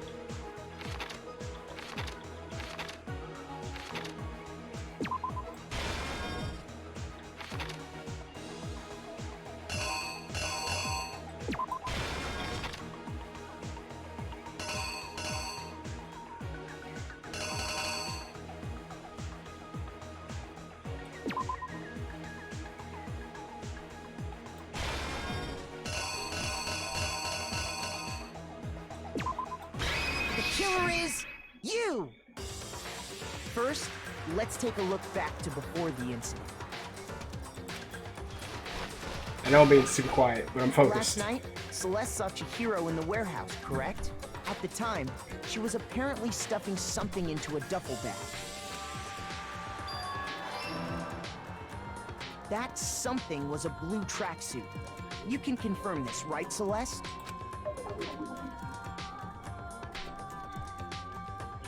With bag in hand, Chihiro headed out, even though it was officially nighttime.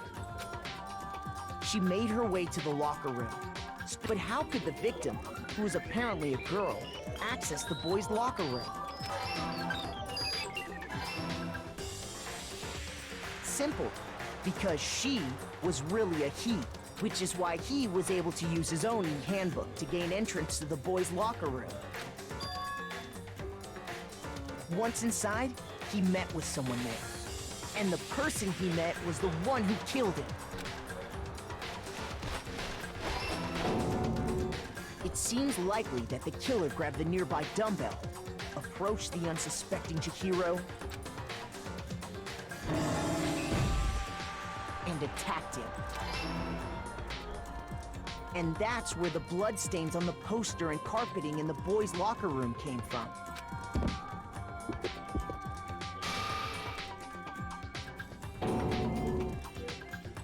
It was likely in the heat of the moment. The body was arranged, but the murder itself felt unplanned. Which is why the killer hurried to try and hide the act. First, pulling up the bloodstained carpet. Then, removing the bloody poster. And finally carrying the corpse into the girls' locker room. A girl's handbook was necessary to get into the locker room, of course, but this alone doesn't prove that the killer was necessarily a girl. After all, Sayaka and Junko's handbooks had been placed in the main hall. Using one of those, a boy could get into the girls' locker room without much problem.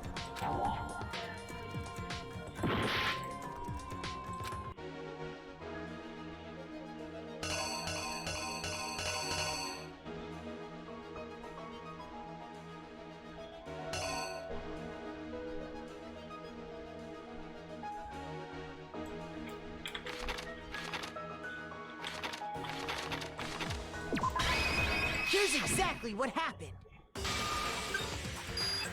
After all, using one of the... And that's exactly how the killer did it. With the carpet and the poster they brought with them, they got to work. They changed the layout of the boys' and girls' locker room in what you might call a crime scene switch.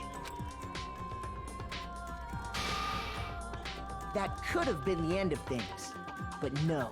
Byakuya discovered the body and decided to intervene in the situation, making things even more complicated. So, after stumbling on the crime scene, he went and grabbed the extension cord from the library, and then he got to work. He used the cord to string up Chihiro's lifeless body.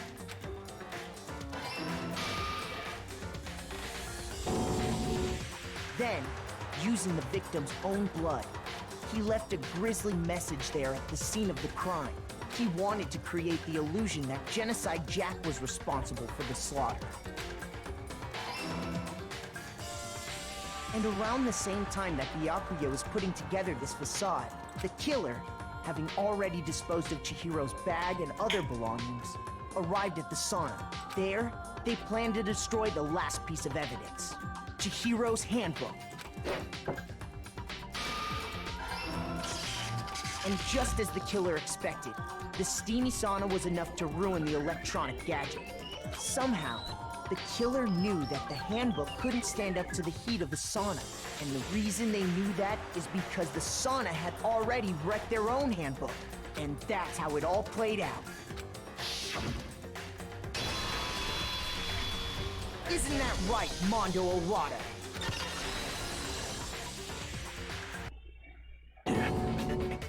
Wait! No! This can't be right!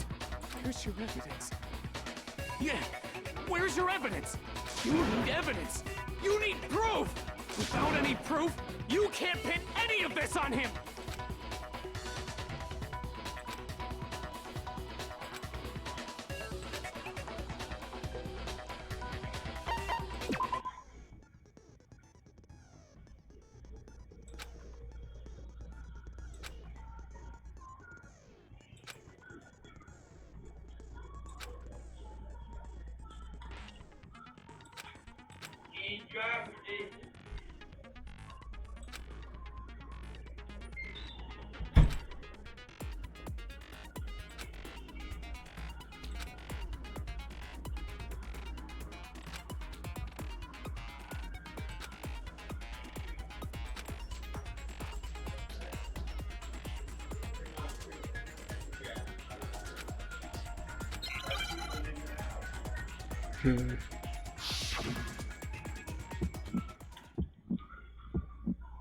Show me some evidence!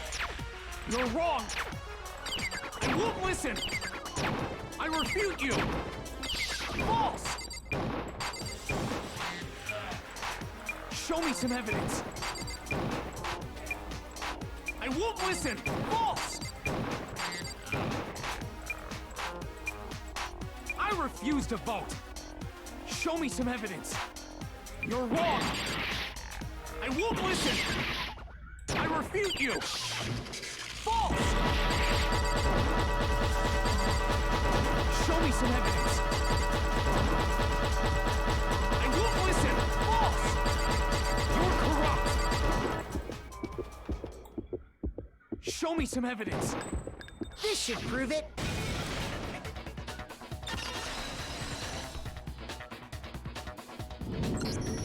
If my thinking so far is right, Mondo must have replaced his broken handbook with Leon's. In which case, we can just check each of our handbooks right now. Once we do that, we'll... We don't gotta do that. Huh? Yeah, I did it. I killed him.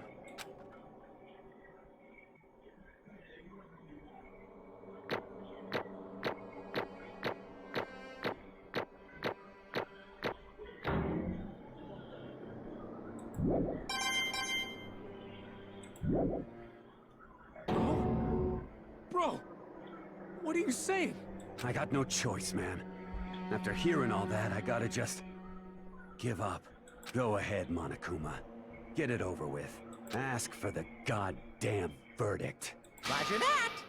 Wait! Hold on! No waiting, no holding on. Time for the moment we've all been waiting for. Grab your lever and give it a yank! Who will you elect as the Blackened this time around? Will you make the right choice or the dreadfully wrong one? This game is too intense. What's it gonna be? What's it gonna be?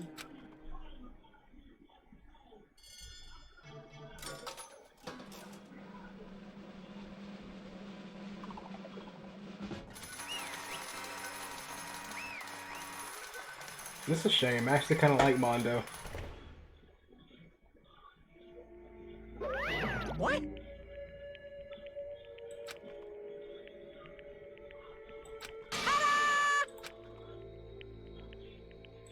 Unbelievable.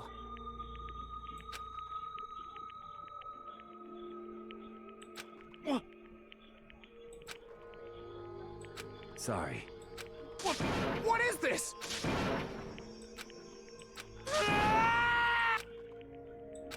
Now then. Actually... Ha!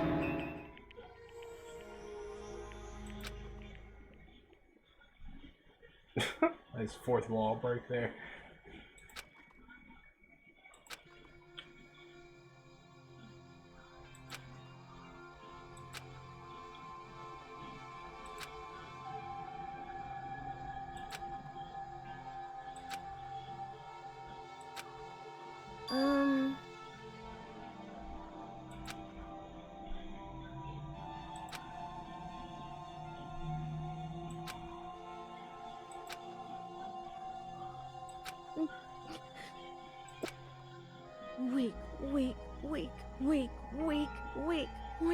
Weak.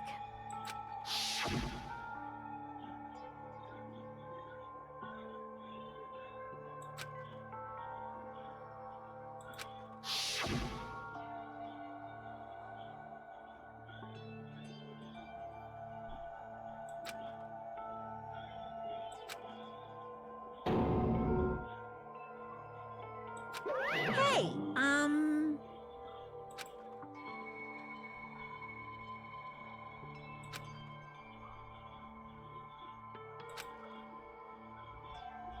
What?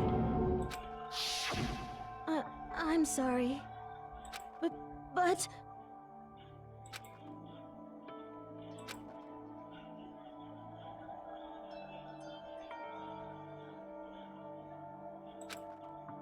That's right. I want to change.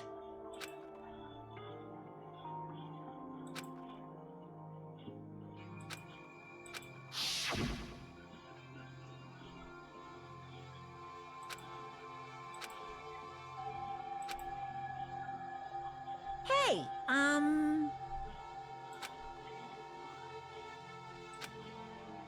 Yeah, that's right.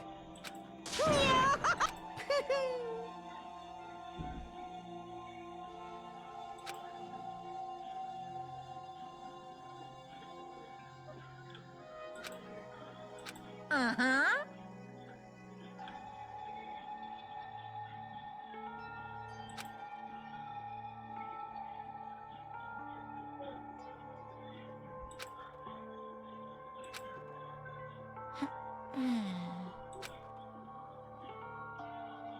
Correct.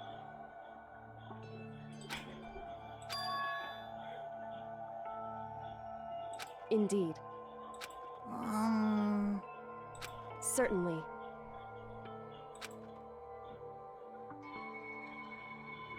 But... Because...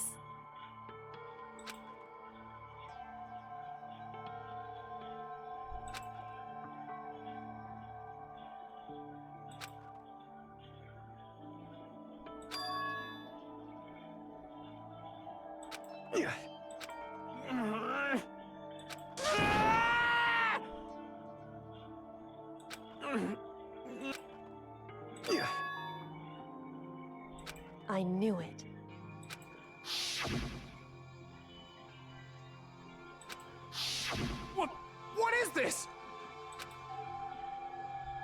You're wrong!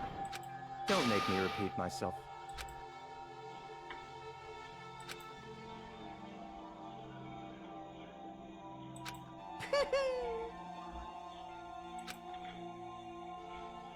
Hey,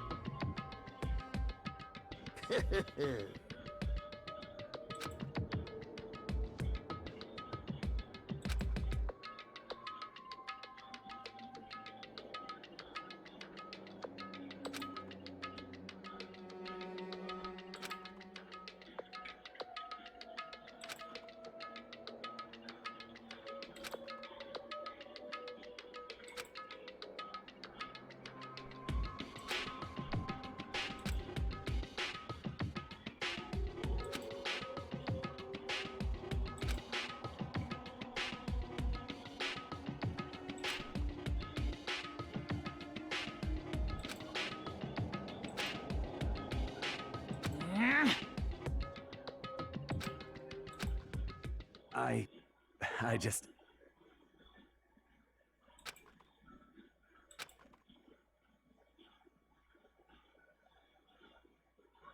Don't fuck with me!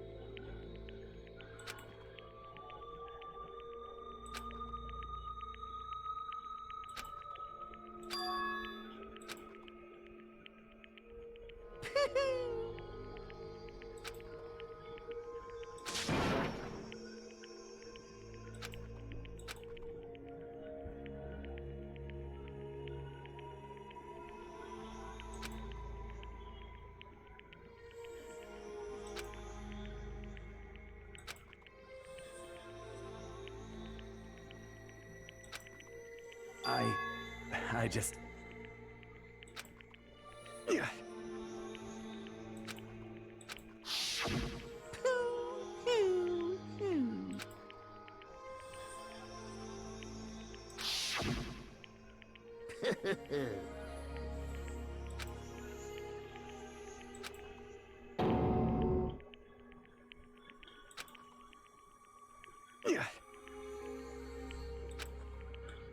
That's crazy, dude. All of that. All of that.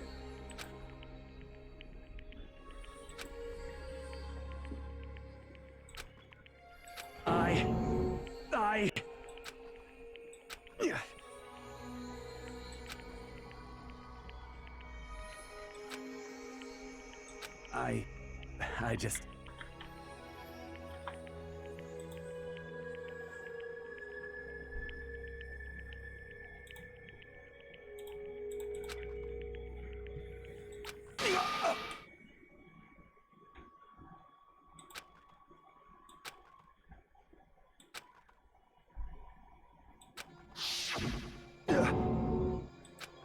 I'm sorry. Huh? But I want to change.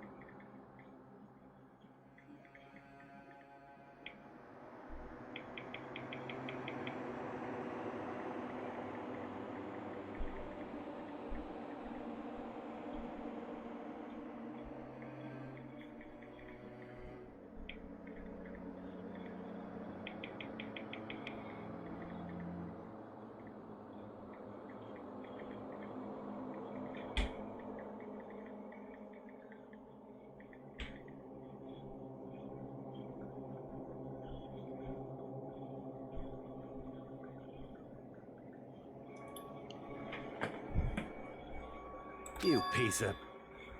Alright, sorry about that. What? What? Huh?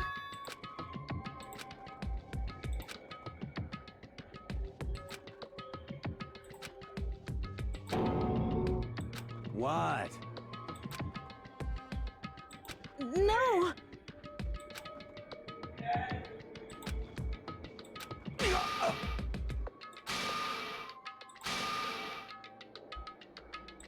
What's wrong? Damn you! I just wanted to... Yeah, that's right.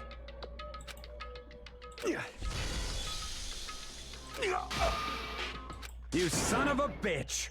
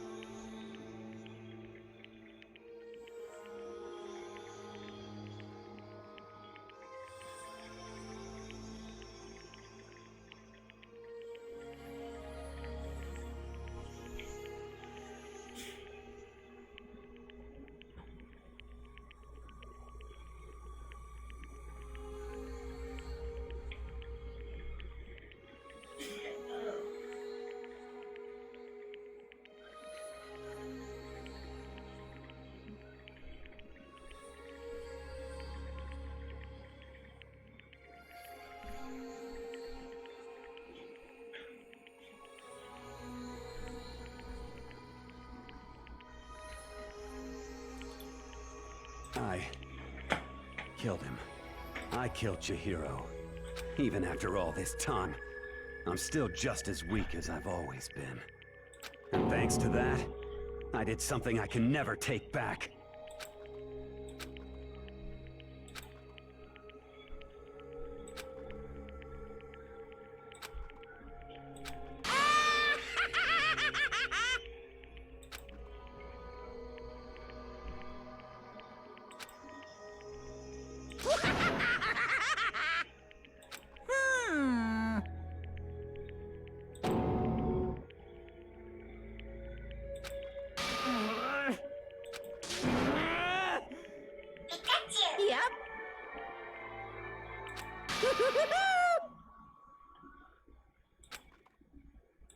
It can't be. Well now. Ridiculous. Now then, I prepared a very special punishment.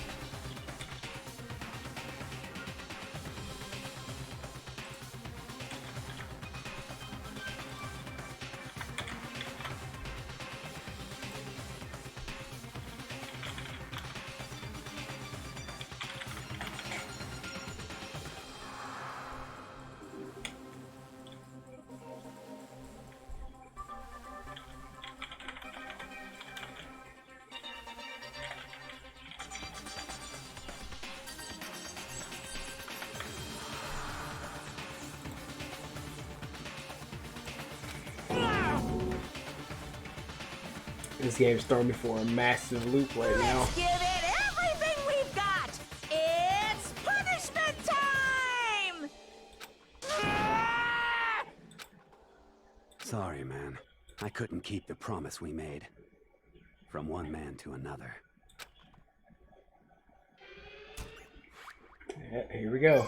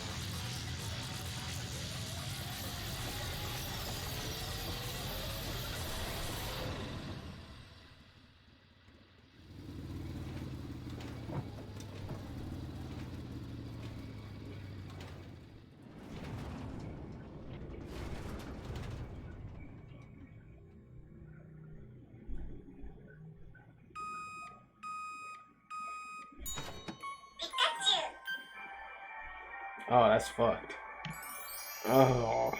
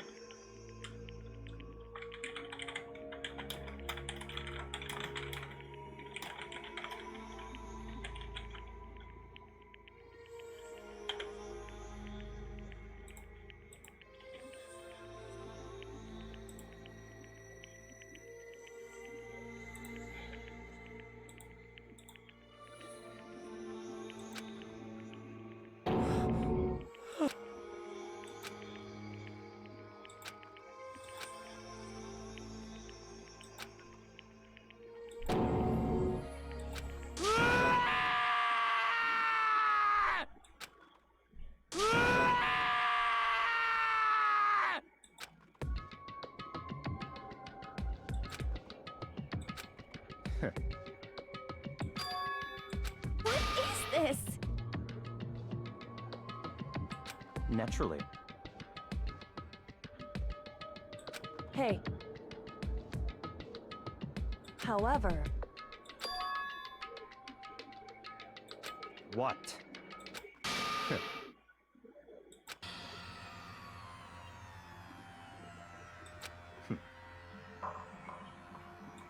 Honestly. There is nothing to be done.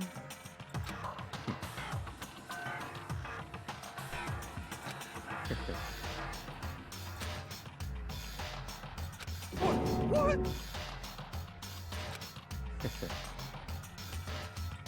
Well... That's right.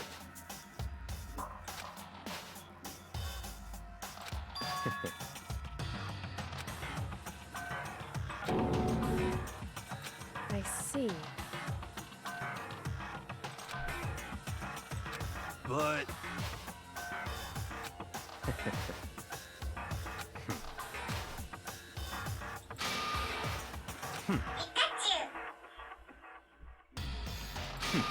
Interesting.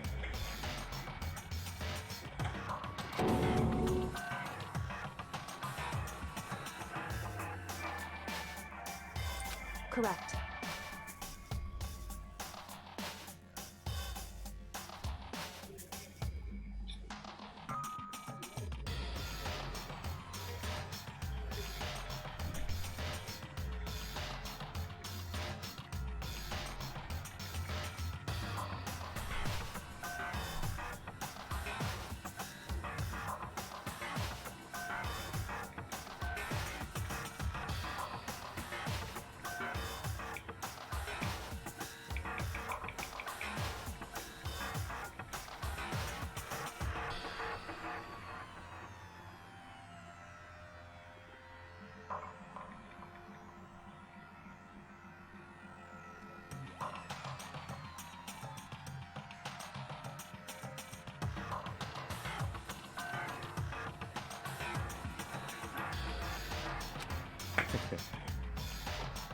Indeed.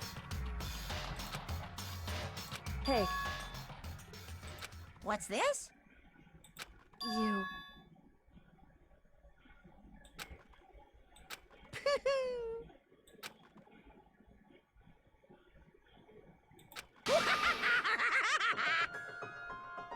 What?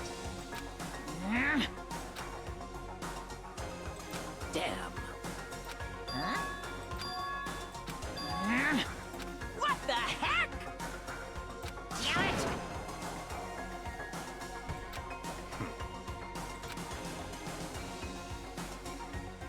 Ooh, how exciting!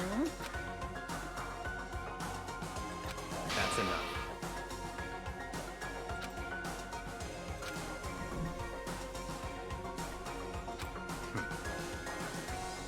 In the name of my family. You're getting all riled up!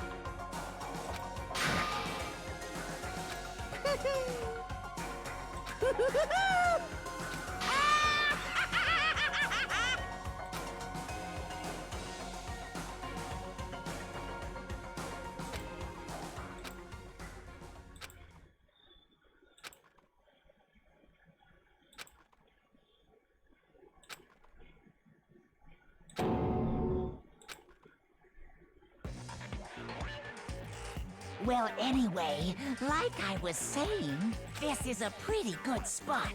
Yeah, a really good spot. Anyway, isn't it amazing how that girl went and killed someone before things even had a chance to get boring? Once things really get moving, it'll be like a roller coaster. There won't be any stopping it. Fear and despair charge forward at a speed nothing can hope to match. But I must admit, I'm disappointed. I went to all the pain and effort of making you part of the group, and you couldn't play your part.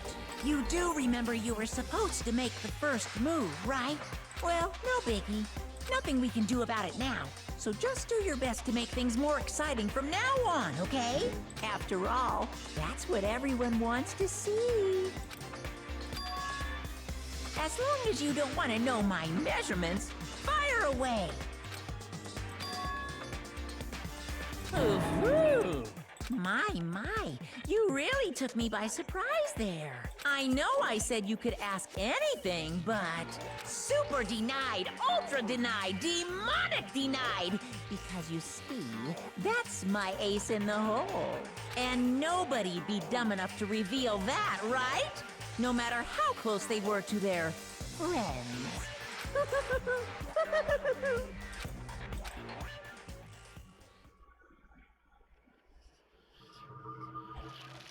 Okay. Okay. You got me.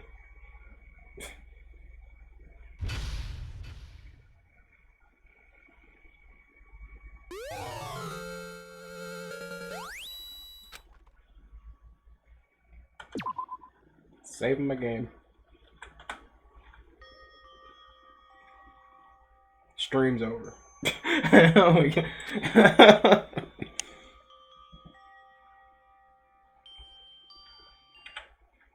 Alright. No more. I can't. This game is insane. We will come back to this tomorrow.